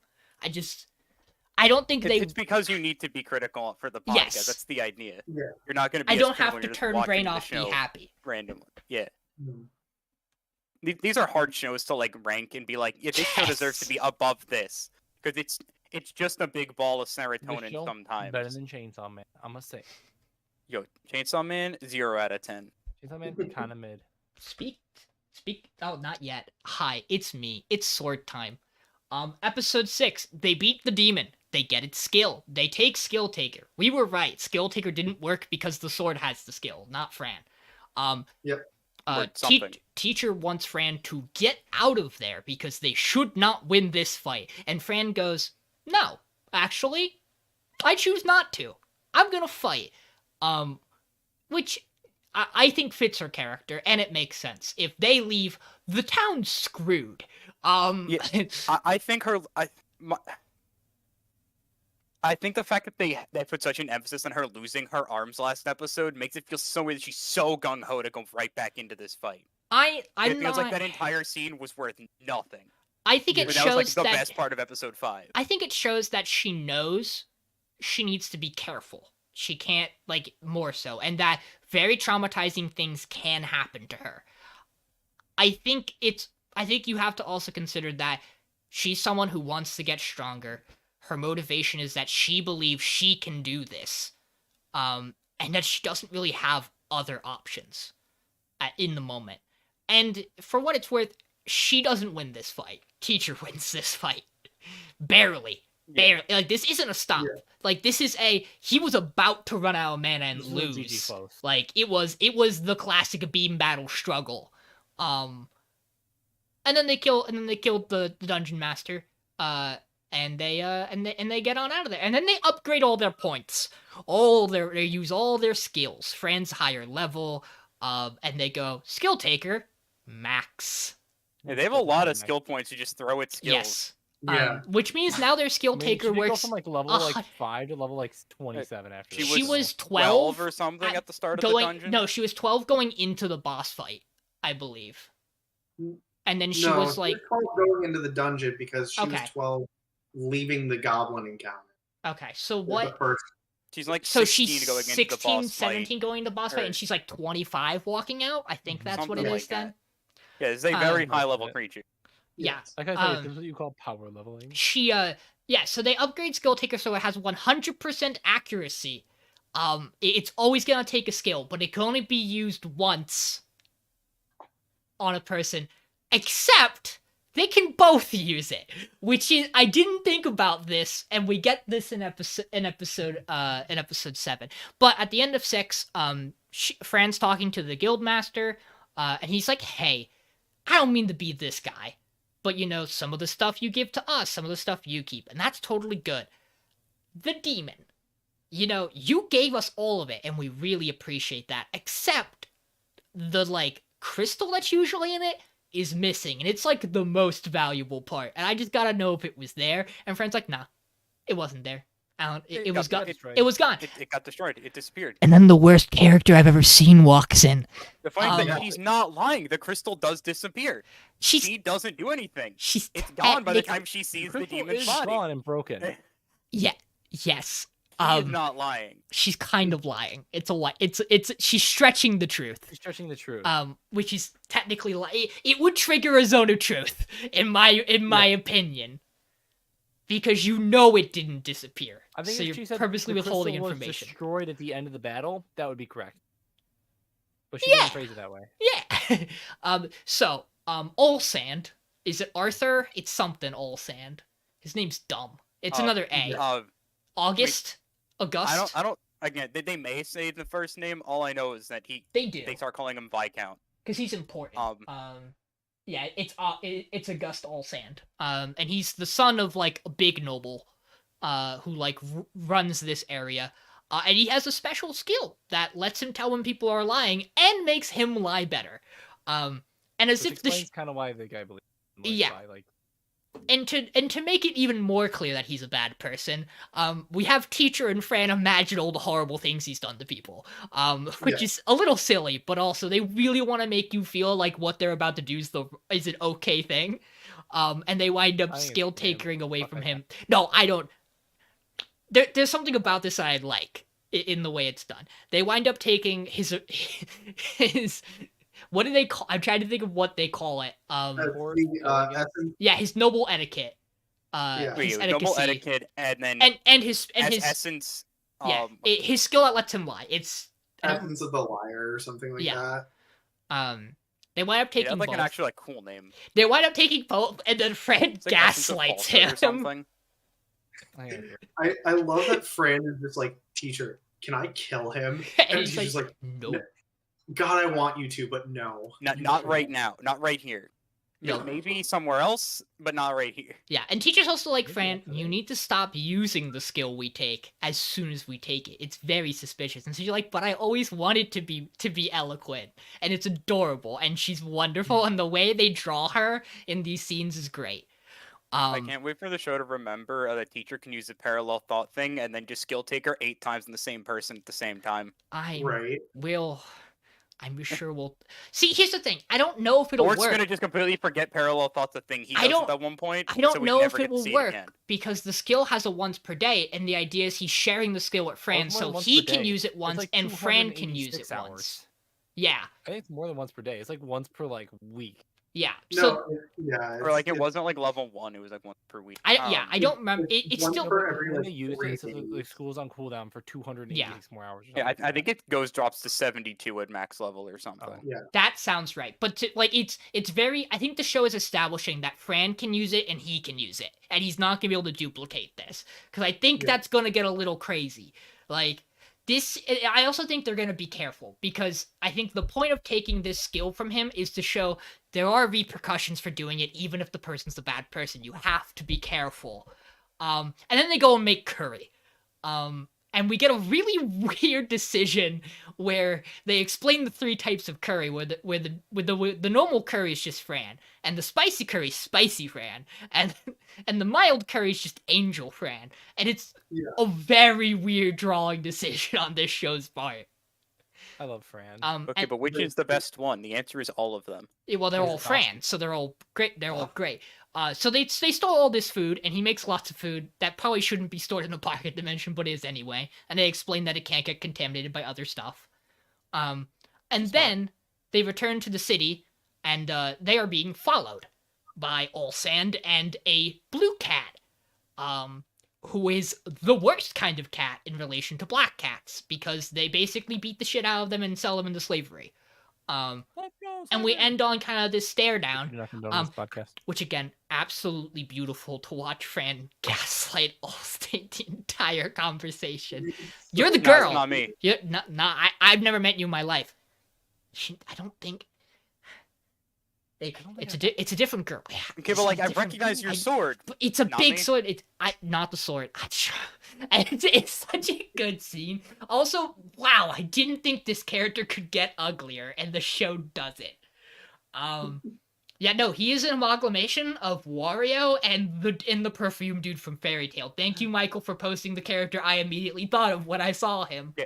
He also pulls out a fucking perfume bottle. I was like, it's actually just the guy from Fairy Tail. It's a fucking butt chin. It's everything. I do think except that the one from Fairy Tail is kind of a homie sometimes. He still is annoying. Well, like I think he eventually like becomes a homie. I do think the bit's really funny that he's just spraying the perfume while the Guildmaster talks, and he's just sliding in the frame more with it. Also, we know that the A rank adventurer Amanda, the mother, is coming back to the city. Also, she has a whip. Okay, show, I get it. I know what you're doing with this character. You can dial it back a little. What do you mean? Mother? Sean, it's just a whip for friendliness. Mother? I like this episode. There's just been other shows that I think, like, at times are just... It's difficult. I really like this show. It's the same with Eminence and Shadow. I really like these two shows. On a technical level, they're not as pretty or as, like... There are just things that, like, they have to compete against that are really difficult to put them up against this season. Is kind of my stance. It's like, these shows are good. Shows do not. True. But they're against Chainsaw Man, one of the most well-directed shows of all fucking time. Like... You have Chainsaw Man, you have Gundam, you have Bocchi the Rock, which we'll talk about, and you have Blue Lock, which when it wants to is incredible. So, like, it's really... Like, I would have walked into this season expecting top 3 to be Blue Lock, in no particular order, Blue Lock, Chainsaw Man, Gundam. And we've gotten to the point where I go, some of those might still be there. And there are other shows that definitely feel like they should be there now. And then there are shows that I really like and really want to be there. It's difficult. This season hurts. But I feel kind of bad that my third pick is my show that I'm most happy about. Other thoughts about Sword before we move on to Chainsaw Man? I mean, Sword's good. Like, I'm with you where I think it's... In any other season, this probably would be, like, top 3. But this season, it's just... Like, we have... It's one of those, like, where's it going to be at? Funny, we say this every season, that in any other season, this would be top 3. This year's really good. But, like, it's one of those things where this top 3 in particular is such a gatekeeper of other shows. Yeah. Like, in my opinion, Bocchi, Chainsaw Man, and Gundam are so far above every other show we have this season. Yeah, Blue Lock's kind of got knocked Blue Lock down. hits those spots. Which is crazy. Blue Lock, it has those good bits, but then there's the time, but it has those lulls that the other ones just don't feel like they have. I'm pretty sure this. I feel like Bocchi and Chainsaw Man are the only two that are, like, locked for now, though. This is the fun thing we're gonna talk about. I'm gonna let Mason talk about Chainsaw Man beforehand. I've been very lenient with letting Chainsaw Man slip and slide on my power ranking. It's a very pretty show. It's very well directed. I'll talk more about it. I do think there are some things, and it's only because it's early Chainsaw Man that are holding it back. And I know that doesn't matter because when the show keeps going, like, it's gonna get. I know what next episode is. I do too. I've seen the title of it. I know what next episode is. I saw the preview. I don't remember what the title is. For Me forgetting how early Chainsaw Man goes. I have no fucking clue what happens in next episode. Talk about Chainsaw Man. So, Chainsaw Man. We finished out the hotel in episode 6. Or we did a bit of the hotel. We got to almost the end of the hotel in episode 6. Where we finally get the demon or the devil coming out, and it's I believe it's the Eternity Devil. Yes. Or Which there's some really funny things about this that I can't talk about yet. But... Yes. So, it finally comes out after fucking with the group and is like, hey, y'all kill Denji and I'll let you go. This is a contract. And we learn a bit about how contracts work in this world, which is they are binding. They are, if one side fucks up, they die.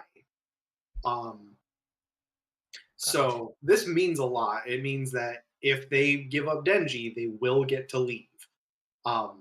But they're like, no, we're not doing that. Kobeni and Arai Kobeni tries to kill Denji, and Aki, like, yeah, we're good. before Kobeni tries to kill Denji, Aki is like, I'll use the sword, and Himeno goes, you're never using that fucking sword. I forgot we got this here. Yeah. If it comes to a point where you have to use that sword, we're killing Denji. I don't care. Yes. Like, sorry, Denji, but, like, we're killing you if he has to use that sword. And they explain why. Essentially, that sword is uber fucking powerful, but it also takes several years off of Aki's life. Yeah. Which is a big deal. I did not Being think a Devil Hunter, your lifespan is not very long. I thought they made you wait for the explanation of what the sword does, but then I was like, oh no, they do explain it here. No, they do explain it here in the manga. So yeah, that's a big thing. That's a cool thing that's a Chekhov's gun that's just hanging around now. But also we eventually get Kobeni tries to kill Denji, and Aki straight up like takes the knife to his chest for Denji. The second time Kobeni tries to kill Denji. Yes. And Aki gives him basically tells him look, I don't like you. I'm not a fan of you, but I need your help. And because I want to kill the Gun Devil, and I think you can help me do that. So you're fucking living, because I think you have the best shot of killing that fucker. And so Denji's like, fuck. I don't want to owe you my life. That's not something I'm okay with. He doesn't like being in debt. Being in debt is crazy. Who would have guessed? So some pretty quick thinking from Denji.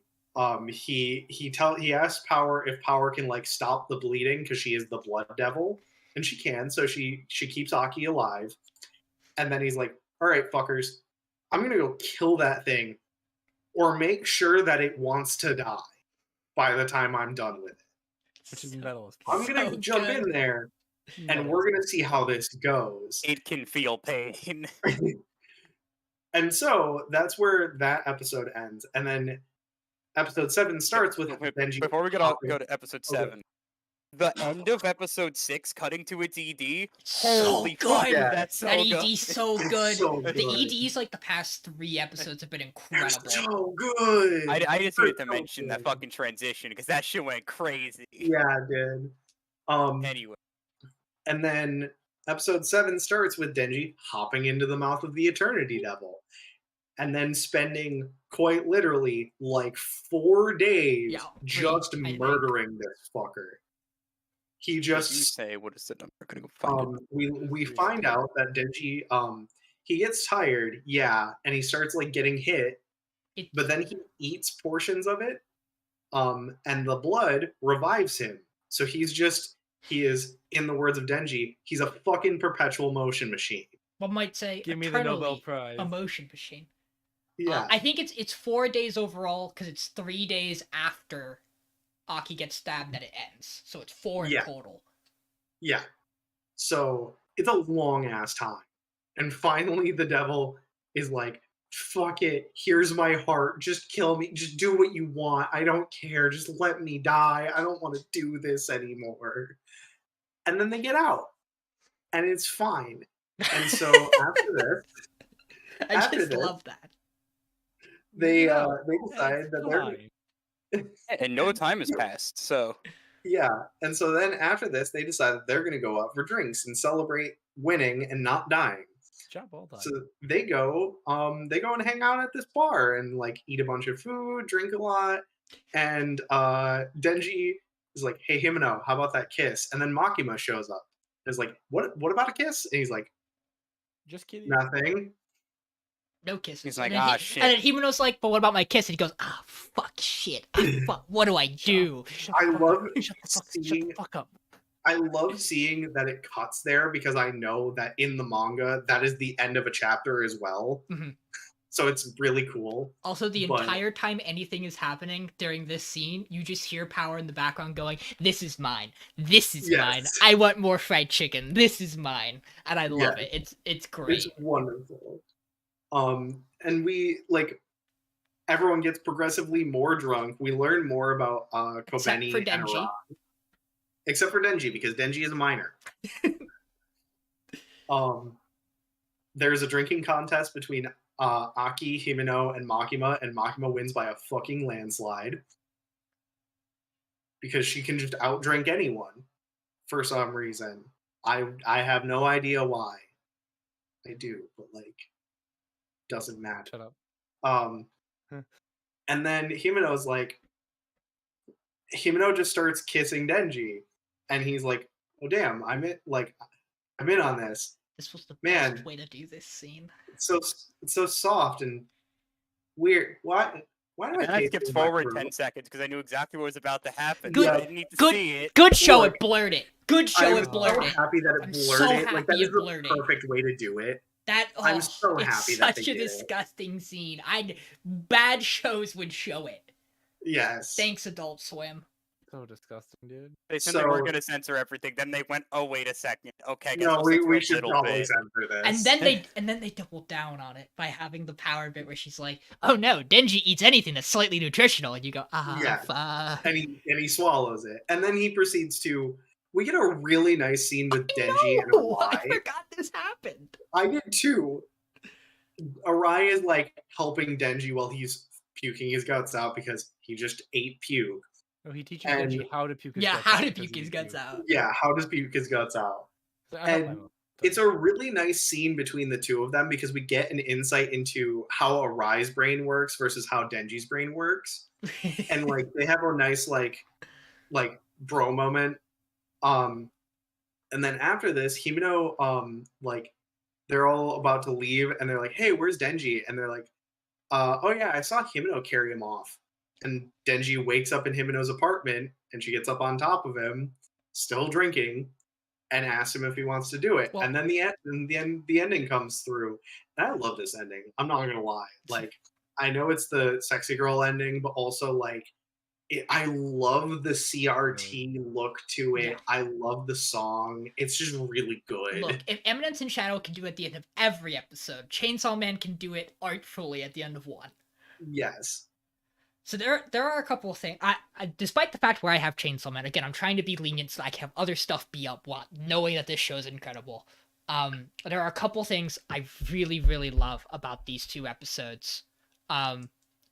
There is a one, we get stuff about Himeno's backstory and her relation with Aki, and it's made incredibly clear that that Himeno likes Aki likes Makima.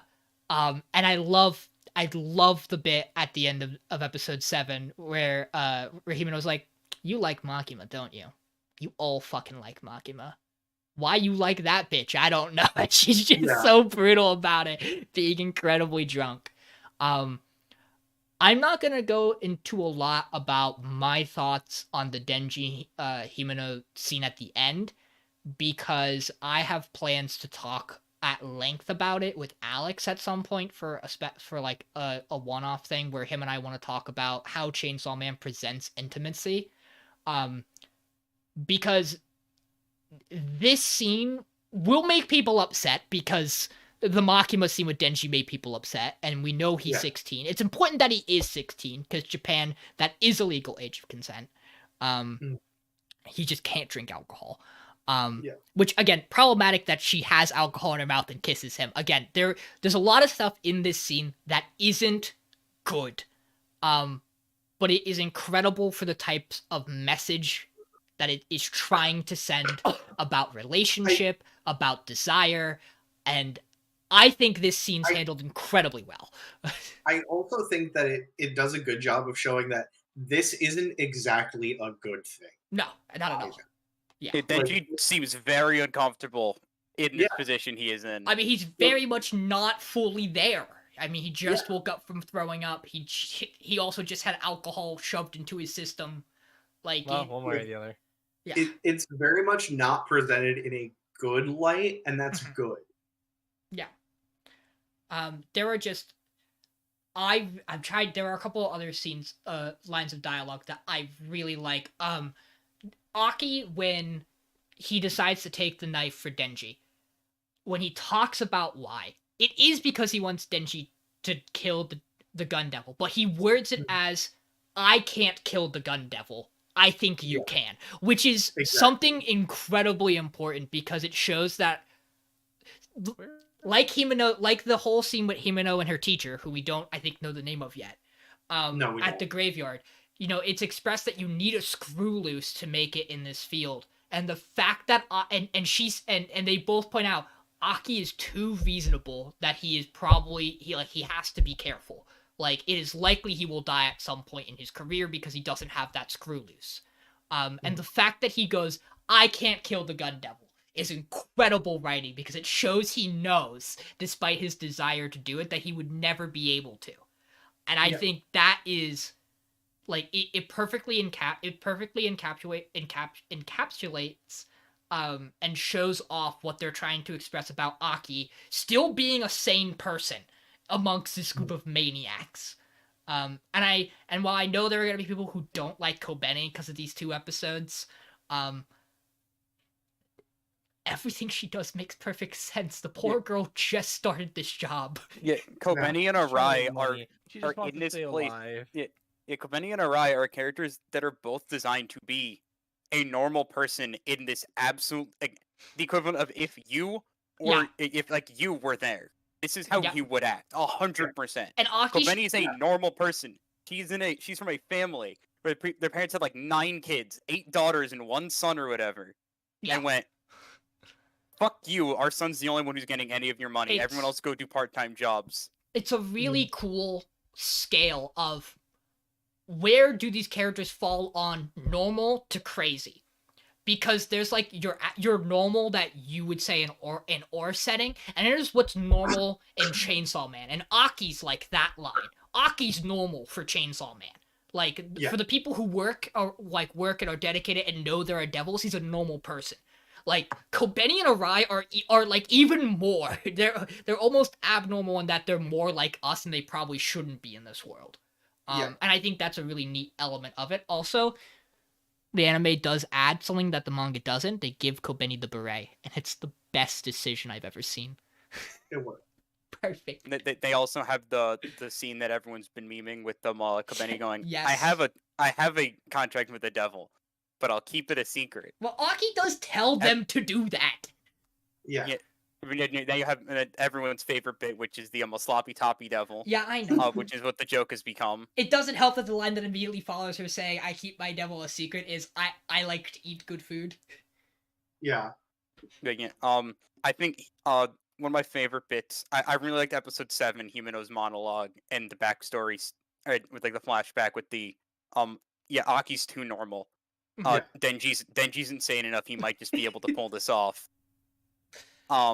And then the I also really liked in episode 6 when Himeno runs out of her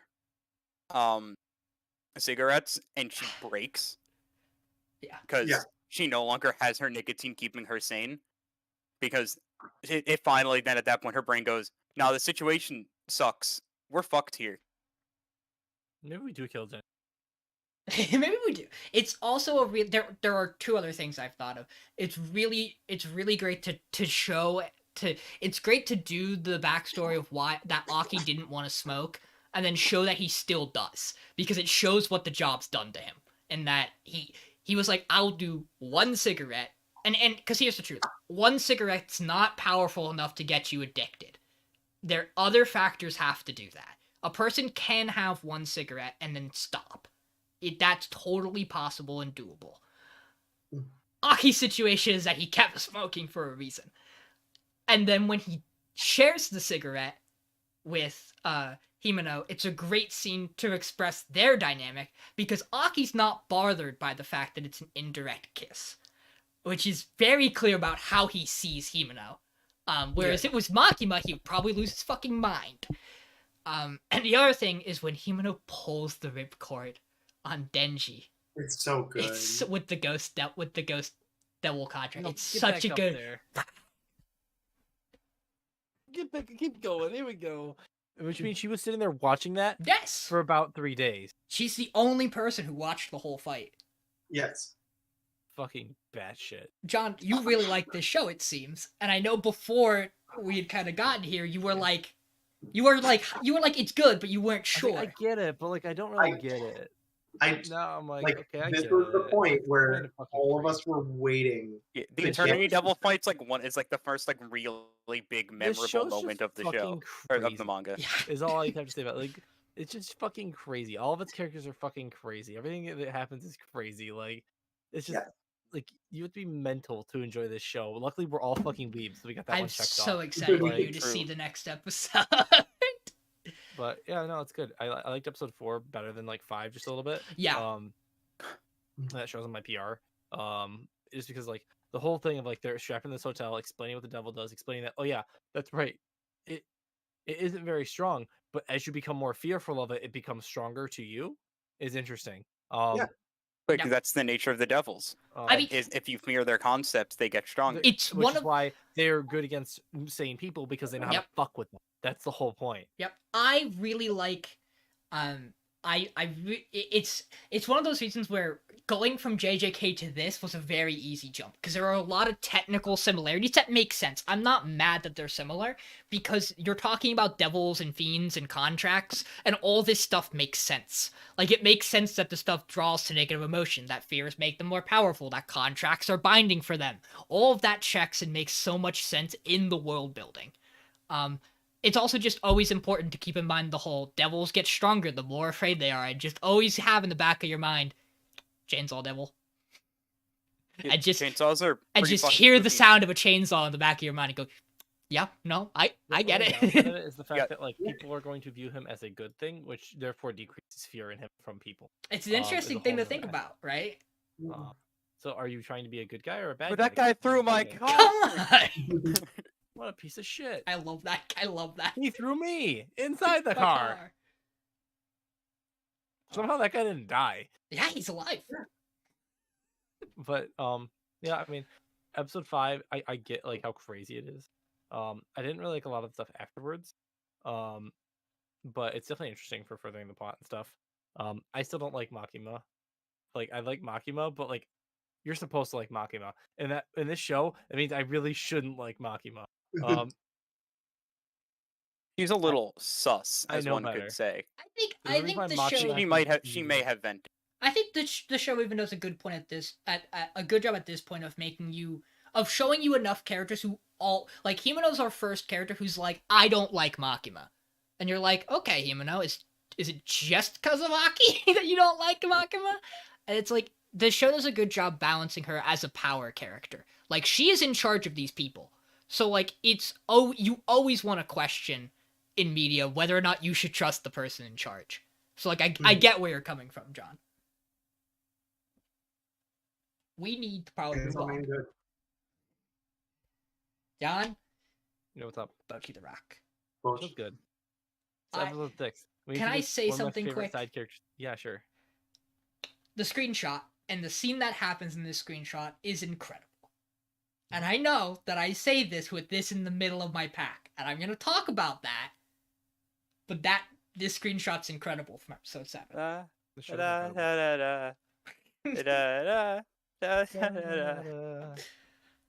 So, Bocchi the Rock in episode 4. Sex. Our main... It was 6 was the first one. 6, sorry. It's week 4 for us. That's why I just pulled the 3 minutes at week 4. It does say episode 4, 5:45. But so we introduced a side character. So she's got to sell 5 tickets still for the show. She has 2 because her sister can't go and the dog can't go. So now she's down to 2. So she's got to sell 3 more tickets somehow. And so she's walking along before rehearsal, just walking in the park, and she runs into this drunkard who she thinks is like person dead. No, they're just fucking hungover as shit. She's like, I need water and I need this and this and this, and she brings her like all this stuff and like the soup and stuff. And so like it's like she revives this woman and then she starts drinking again, like you do. Well, yeah, that's how you fix a hangover. Just become drunk again. Goes, hey, wait a minute. Do you play guitar? And she's like, oh no, socializing, my weakness. Yes, but also no. And she's like, no, it's fine. I can teach you. It'll be fine. But which leads to like a lot of like shenanigans, is all I'll say to summarize. I don't remember exactly what happened with this episode, but basically, she ends up going like, "Oh, we should just play together then." And we can, I think she ends up like basically telling her to play to sell her tickets for her show, basically. Yeah. They put up a Yeah, sign. they It's play like, on the hey. It's the flyers, right? Well, she has Yeah. the flyers, but they don't actually use the flyers. They just make a big sign. It's like, hey, this girl plays for this band. If you want to hear more, No, but like she sees Get a the ticket. flyers and then Kazoku realizes she's Band. in the band. That's what it was. Well, yeah, Well, no, that's she how al- she realizes yeah. this whole thing. She's like, oh wait, thing. well, she gets It's it just out like, of she gets it out of Bocchi that she Yeah. does play and she is so in she a goes, band and that "Hey." she's upset because she can't sell her tickets. That's what it is. Yeah. They talk Hey, through it. Bocchi, listen, I got an idea.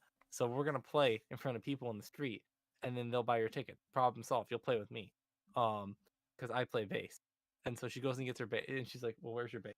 So she goes and gets her bass, and finds it, and they set up on the street. They get a little sign stuff, and they get ready to play for people. And She goes, calls up the "All homie and right, goes, hey, give this me is some amps. Bocchi. This is her band. She's gonna play one of their songs." And Bocchi goes, "I am?" And she goes, "You are." And so they end up playing, her song, and she realizes, "Hey, I can play for a crowd. I have confidence and stuff." And then the bassist goes, "Hey, she's actually good. Wait a minute." And so she ends up playing with like one eye open, is what she says, because the other eye's hidden behind her Yeah. bangs. But we get this amazing moment of her opening her eye and seeing the crowd. Yeah, she's basically playing eyes closed, and then she has a moment where she opens her eyes, sees the crowd. It's like, "Hey, these people are like enjoying my playing. This is nice." Two of the girls go, "Hey, can we get a ticket for your show?" And so she gives them the ticket, and so she only has one left, and the bassist buys it, and that's the end of episode 6. It's very nice, and the side character is wonderful. My explanation isn't doing it justice. She's just like fantastic. She's amazing. And episode 7 comes around, and we have two of our band members in Kita and Ichika coming over to our house because Rio couldn't make it because she has to go out to eat dinner. It has to decide between curry and something else. She uses the excuse that her grandmother's is deathly ill. Yeah, something. It was like a family member's deathly ill or something. Which it's the grandmother, which they know is a lie because she's used it before. She says it's the 7th time you've used this excuse. Yeah, like it happens like once a month. And she's actually just going out to look at music. That's all. And she goes out to dinner too. We get a text later. Yeah. But the other two are coming over, and Bocchi like practices decorating. She's got a big sign out. It's like "Welcome Kisso Band." And they come into the house, and she's got like party glasses on and the mustache and a little popper. Just so they go up to her room, and it's like all decorated and stuff. And Bocchi's like, "Oh, I gotta go get tea. I'll be right back." And then the little sister comes in with the dog, and like they're like, "Yeah, our sister's weird. My sister's weird. It's okay." And so Bocchi comes back, like, "I hope they like barley tea," and is super nervous and comes back into the room. And the little sister's in one lap, and the dog's in the other. Bocchi's just like, "I've been replaced. My time is going." So she kicks them out and says, "Could have an ice pop in the freezer if you leave," which is the best way to get a little kid to do anything. Bribe them with sweets. And then we have this, they're talking about designing t-shirts for their concert basically to wear, so they're all in similar designs, so the sister doesn't yell at Ichika. And so like, okay, we need t-shirts as a group, so we are like, this identifies the same band. And so they're trying to figure it out and do designs, but in reality they just end up doing cute girls doing cute things until they're like, "Hey, Bocchi, what are all these clothes?" She's like, "Well, my mom just buys them for me." And they're like, "We can dress up Bocchi? This is dangerous." And so they do. And they put her in some cute clothes and like, "Oh, you're so adorable. Next we must do your hair." And so she has a brush and she goes forward. She's like, "Let me just put your bags back." And then it freezes. And then fucking Bocchi just fucking gets Thanos snapped into dust. While this like dude goes on in the background, and then the other two catch the Bocchi sickness and just fucking pass out in the room. This bit was incredible. And then they end up going with the first t-shirt design they come up with, which just says like Kasoku Ben. It has like the little like snappy bracelet, zip tie. Very cute. And that's the episode. And it's just fucking hilarious. I loved it, and that's why it's number 1. What do you guys think about Bocchi? Was that an explanation of Bocchi? She got dusted. I've talked first every other time, so I'm trying not to do it this time. So episode 6 was good. I really enjoyed episode 6 is for like everything. We're like all really solid overall. We didn't get to talk last week about it. It sucked because a lot of the shows are really good. Yeah, I struggled a lot with the top 3 placements because I was like, I don't fucking know. All 3 of these shows were incredible last week. I don't want to be rude. If we were voting last week, I think Urusei was going last week. Probably. But yeah, Bocchi, episode 6, she's amazing. Bassist is great. She has a lot of like really good insights as being a person who is also super antisocial. And her answer was to be drunk all the time. Because if you're drunk, you don't think about being antisocial. While you're drunk. Oh, the cycle of like life depression. Yeah, the drunk spiral or whatever. But yeah, and I also like how when she plays, her big thing that makes her like stand out is that when she plays the bass, she plays with the fucking the shamisen. Yeah, the shamisen pick with cool as fuck. I was like, damn, this goes crazy. This shit go hard. And then they played music and it's good. And we get the bit where she opens her eye and it was great. Just a really well directed scene of like the visual, the first person view of her looking up and seeing the crowd in front of her. It was great. And episode 7 was just funny like 90% of the time. The number one source of traumatic school memories for introverts, as according to the poll done in Japan. Yeah, that's according to the poll of the Introvert Society of Japan. Yeah, obviously, school festivals. Yeah, because you got to be part of a team, and that's too much work.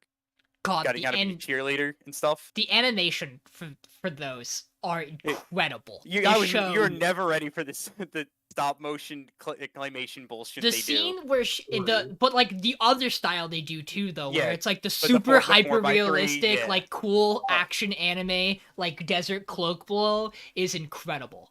Like they've been like 4x3. It's like, damn, this looks crazy. I get this. Episode 7 was just fucking funny for so much of it. It was just a bunch of funny gags over and over.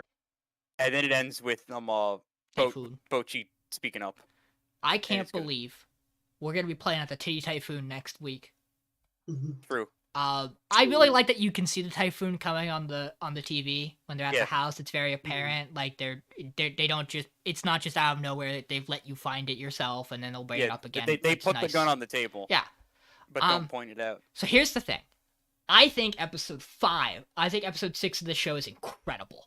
I think that episode is absolutely needed.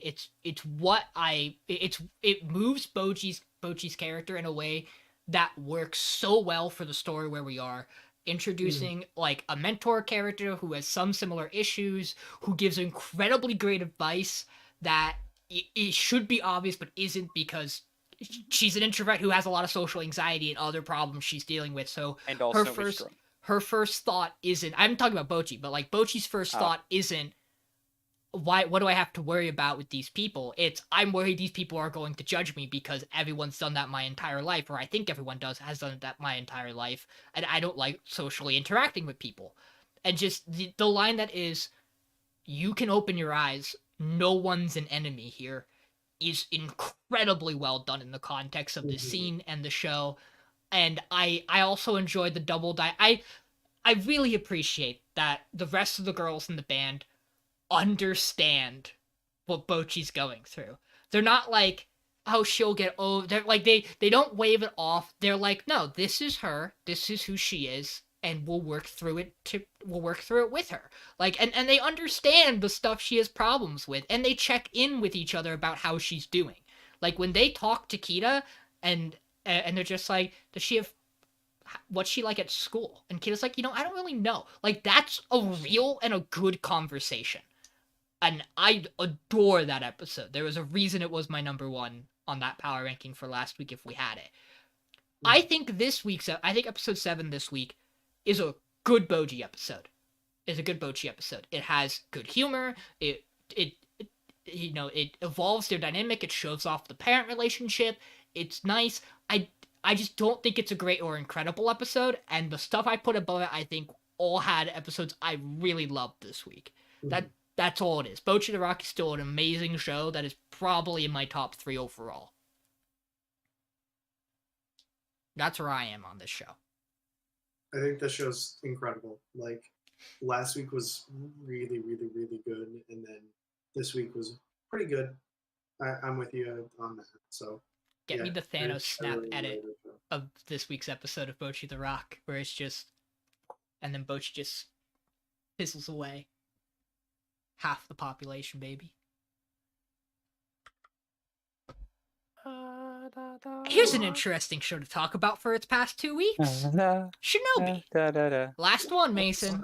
We're almost there. So Shinobi. What the fuck? Why is this show actually getting decent? So last week we have like they're doing their they're hanging out at the Iga estate, and like they're like having fun, and we find out that Kirei is like actually part of Koga because her village is like not really a village. It's like its own like freelance thing. And Kirei has some fucked shit from her past to deal with. Dad trauma. I don't honestly remember too much aside from that. I know there's a bit where Tokisada and the one girl from the NSC like bump into each other again, and he fucks with her a bit. I think at the end of this episode, it also has the interaction with the head of the 2nd Division and her, where he's like, how come he doesn't, like, do you think you can trust him? Do you know what he's doing? I think that's at the end of this episode. Yeah. And we also see, we get a lot of bits with, they go fishing, and we get the bit with the how everybody's a member of Iga. That's kind of the whole, there's a lot of focus on what his mom does for the village in exactly. Episode 6. I've watched almost all of these shows recently, which is why I know this. Sure. And then we also get in that episode, we see like the fallout that happened after after his dad died, where his uncle was straight up going to go like basically kill himself by trying to kill as many Koga ninjas as possible. And his mom and like the whole village was like almost was ready to like either kill the uncle or like leave the village over it. And his mom basically like kept the village together and made everyone like realize that they're being idiots. And then episode 7, we deal with there's a ninja summit, a grand ninja summit, which hasn't happened in like 70 years. 5 Kage Summit, 5 Kage Summit. Yeah, exactly. It's the 5 Kage Summit. And all of the village heads are showing up at this place, and it's the NSC talking about not like the investigation into if Iga killed the Koga chief, but actually if Koga is doing some fuck shit and like trying to monopolize ninjas like as a whole. And at first all of the other like heads of ninja clans are like, nope, they're cool, it's fine. And then Ittoki's mom goes, no, they have done so much fuck shit behind the scenes to us specifically, and it's not okay. Here's a manila folder. Allows other people, like the other clans, to finally be like, you know, actually no, they really have fucked with us quite a bit. They've really like strong-armed us into doing things we don't want to do. Fuck Koga. And it looks like things are going to go great. They're going to arrest the current acting head, who definitely killed his brother. And then the chief of the 2nd Division of the NSC, who's totally a fucking bad guy, just look at his design. Yeah. Walks in and is like, hey, by the way, I have conclusive evidence that Iga killed Koga's chief. And they're like, the fuck are you talking about? And it's a video that's really shitty quality of some ninja killing the Koga chief. And they're like, that doesn't prove anything. He's like, yeah, but like each ninja corps has a sound, and each village has a very distinct sound when their ninja corps powers up. And this one's definitely an Ego one, I promise. 91% accurate. Yeah. And they're like, well, fuck, okay, I guess we'll arrest Ittoki's mom. So his mom gets arrested, and he finds this out. Ittoki does, and he's like, well, fuck. Hey guys, I'm gonna be acting chief if you're cool with it. And everyone's like, yeah, no, we got it. Like you're the chief now because you have to be. And everyone's like super happy for him and all that fun stuff. And he's like, we're gonna get my mom back. And then the the head of the NSC that's been like at the head of this investigation is like scrubbing through this video is like this just doesn't add up. And then the second chief guy just like stabs him. Is like, nope, you're not getting this out. And I believe that's the end of the episode. We end on a stinger of the 2nd Division captain telling his mom that that she's gonna get the death sentence. Oh yeah, he's gonna get the death sentence as well. We're gonna kill your mom. Yep. So honestly, these past 2 episodes have been pretty damn good for how this show has been. Like way better than I was expecting it to be. I don't know. I've really enjoyed these past 2 weeks of Shinobi no Ittoki. The issue, my issue with the show is like it's had some good parts in these episodes. Like episode 6 had some really good stuff with like the flashbacks, but then it does like the most like generic. Yes, we must make the traitor feel bad by the main character telling that they're their friend, which I mean is done well. It's a really like good thing. it, You're yeah. like, damn, I think it's done it well. Fucking it hits her well, but it's God is it a stereotypical thing, and it is no. The issue with the show for me is that it covers no new ground in terms of anything other than having shitty ninja suits. This is Baby's first action show, and honestly, I've turned around on thinking this is a really great show to get people into action anime. Like it has everything. It has a bunch of tropes you'll get used to seeing. I think the show's weakest problem is its main character up until this point because he doesn't do anything particularly well, and it feels like he should, which is why I like what he winds up doing in taking some leadership even if he doesn't know what he's doing. I think a lot of the surrounding characters in this show are really cool. It's one of those things where it's like, yes, the guy who does all the research on his own is gonna has caught the bad guy, and oh no, he's been stabbed to death. I haven't seen Death Note before. Like it has that Death Note vibe of yes, I've cracked the case. Dies because that's you have to do that to keep the mystery going, to have elements of this plot keep moving. And it's I think for us it's probably a little dull, right? We've seen a lot of this stuff done over and over and over again, but I will give this show credit that it has been improving. There's some stuff that I wish we had sooner. I think there is no reason you can't be like sprinkling in the other villages a little more by this point, because I'm really interested in a couple of these villages, and I get that some of them you can't because some of them are supposed to be like very reserved and kept away because of Koga, but like it'd be really interesting to have known about this whole entertainment family, like even just a rundown of what they all did before the summit at some point in the show would have been nice. To be like, yeah, we know that one does the ninja tools, that one's like an assassin bay, because everyone knows the Fuma clan. So like it's just the fact that she doesn't use the Fuma clan's name. Like they're at the summit, they're important. Like so it's like it would be interesting to get like, I think this is a really interesting show premise, and I think it has a lot of room to grow, and I think it's been doing a good job on that. But like I've said for Urusei and Do It Yourself, to me this is a show whose time is running out or has run out. In my opinion, it's just the show is like the whole thing was like they're like you'll finally be a ninja if you pass this test, at least preliminarily, after summer vacation, and then they don't go back and do that because mom gets kidnapped, and now he's like, nope, I'm a ninja. Well, the school's also the school's also temporarily closed because a bunch of students have been dropping out because their clans have been affected by the Koga clan. Because Koga keeps buying everybody out and trying to get a monopoly on ninjas. Hello capitalist. They should have made him American. Would have fit the bill. But no, he's not enemy. It's fine. I just don't. Yeah, he is not. So of course he is.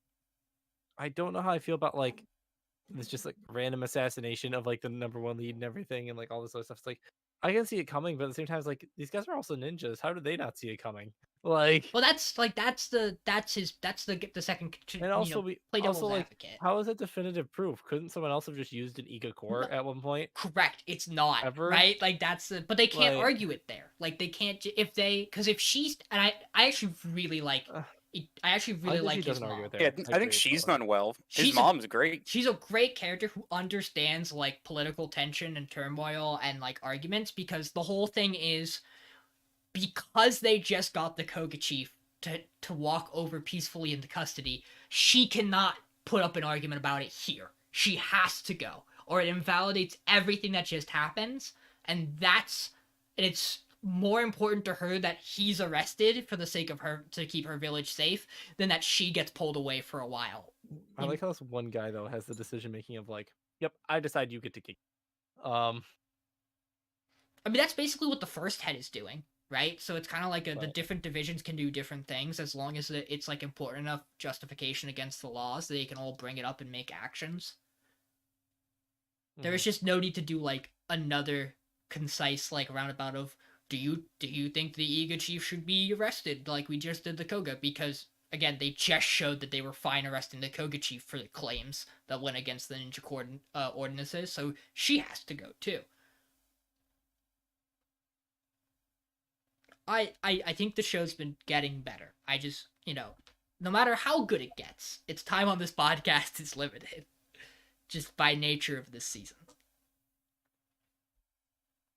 Yeah, like this show does some fine things. I still think the uncle's a really cool character. I don't know if he's like particularly well written. He's just kind of like cool.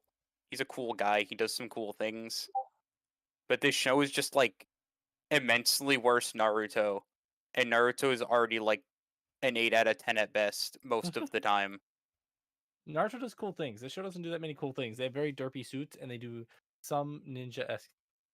Yeah, Naruto's big pull, especially at the start, is that Naruto is a super engaging character you want to follow because it's such a well-done underdog story of him just being terrible at everything, being in the shittiest position ever, and then you just have Ittoki, who is the worst at everything for no reason other than he has to be, even though he's been training his entire life secretly to do this. Wax on, wax off, something, something. Mr. Miyagi. But he sucks at everything anyway. I don't know. I have the votes in. Now I'll let you know right now, there is a wheel. We will need to wheel. The question is, how many shows are on the wheel? And this, ladies and gentlemen, 4 saves for Blue Lock, Gundam, Eminence and Shadow, Reincarnated as a Sword, Chainsaw Man, and Bocchi the Rock. So as who could have seen it coming, Shinobi, Do It Yourself, and Urusei Yatsura are the only shows that have slays on them. Urusei Yatsura has 4 slays. Do It Yourself and Shinobi each have 3. Only one wheel. Oh boy. So we will. So Urusei's going, which I think lines up. We can say it was last week's voted off for all intents and purposes. And I'm gonna need someone pull up that wheel for Do It Yourself and Shinobi. Why did Eminence and Sword have to be so good? Now we don't have all our shows on Crunchyroll yet. We're so close. Yeah, I'll do it, I guess. Sorry. I forgot Mason's not at home. You just need someone to pull it up. It just says Mason on the wheel.